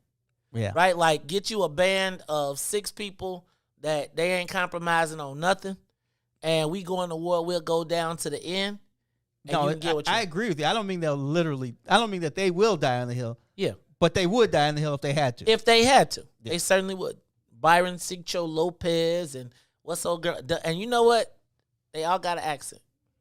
Yeah, they do. They do. It's like, I think that's kind of interesting, to be honest with you. Because that just feels like they're just, I'm not going to go there. I don't go there. Hey, y'all, can I remind y'all? $100 holla. So I'm trying to move these $100 hollers. We are almost out of mediums, but we'll have some more this week. For the $100 holla pack. I used to be a medium. Not anymore. Those according were to good those old days. You get a What's in it for the Black People cotton adjustable reusable face mask. You get your choice of the What's in it for the Black People Scully with the traditional logo or the ghost white beanie logo. You also get a What's in it for the Black People t-shirt and a What's in it for the Black People hoodie, right? That is the $100 holla. We are trying to move all of these this week. Now, if you just want a hoodie or you want a t-shirt, you can also get that too. But inbox me or fill out the form on Facebook and we'll get you your shirt, right? We'll get you your $100 holla pack. Now, they're all boxed up. I got to go get some more boxes. But look, I'm doing first come, first serve. Y'all be trying to reserve. If you trying to reserve something, then you got to send me the cash up front, right? Can I put it on layaway?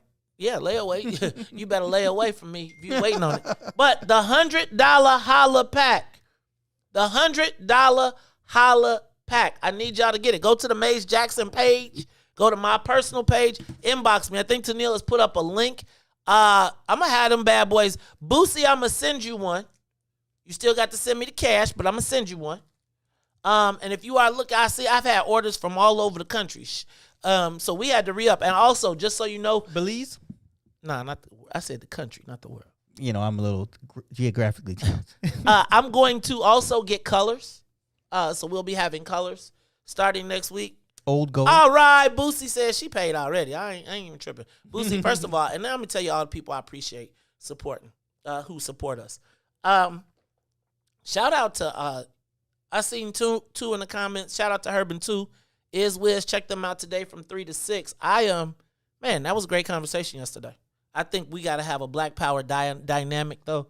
I think we got to have a conversation because I don't know until we sit down and have it chopped up and stop. Like, I think it's a conversation that we just need to have. And what does that look like? Because whether we have it or not, whether we have it or we don't have it, our demise is not having it, if that makes sense.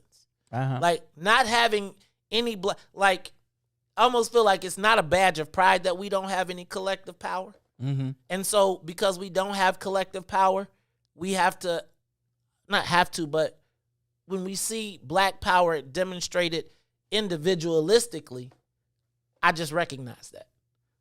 I'm happy I want to build on the collective Black power, but until we get it, it's like we can't deny people to continue to get to those points. And do you think there is and this could be a long conversation, but heading down this. You can join this conversation when we do it too. It's gonna be a round table. Go ahead. Do you think there is a large group of people who don't feel like they need to be in a fight? Things are going fine for them. No, I don't think it's a large group. I think that there is a group of people who think that things are that they just live in their insulated bubble, right? And as long as it doesn't hit them until they get smacked. But I think, in a larger sense, I think that there is I feel like Black folks are in the midst of an awakening. I think it has pierced every level. I think when you listen to the music, when you look at the entertainment, when you look at sports, when you look at it all, I don't think it happens overnight. I think it is a gradual process that people start to say, and they start to say awake. It's very much like, it's an awakening, and it's like we've been in a slumber.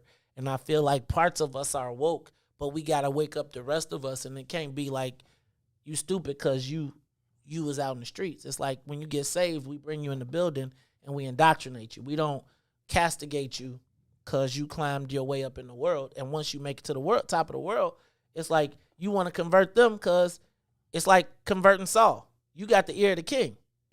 Literally. Hey, y'all. Hey, let me tell you something quick. Tell me. So I'm doing the old man, it's 8:30 thing, and I'm watching TV lying in the chair, half asleep, of course, with a little cover on me. Okay. All of a sudden, I hear, and then a loud, You let the chair down on the cat? No, that's Claire yelling, screaming. And I jump out of the chair, and I run in the dining room, because I'm in the front room. Hans runs down the stairs with the fire extinguisher. It's the smoke detector going off. Oh, I thought he was running down with a gun. Okay, good. So the alarm was right behind Claire, so it was real loud, scared the hell out. But I never heard her yell like that before. I've heard her yell, and I don't pay attention because it's like you stub your toe type of yell. But this one, I was like, she's screaming bloody murder. Oh, so what? She thought it was gonna be a fire? I don't know. Did Hans come and save her? He came down to save somebody. He came down the steps with a fire extinguisher, so that's good. He came equipped. Yeah. All right, man, Todd, be careful with Claire. I'm telling you, man, you gonna run the price up again. You got to be careful. I told you, that's Mazon's betrothed. He don't know yet, but it is the Maze Jackson show. So look, we gotta get up out of here, Todd. Yes. So for Maze and Sonia, who is with her family and Ruthie, who is in the jungle deep, and Todd and Lil Ron. I am the host of the Maze Jackson Show, asking every single day, what's in it for the black people? And if you don't like it, you can still tell them. Maze said, we out of here. Peace. WIFTBPM.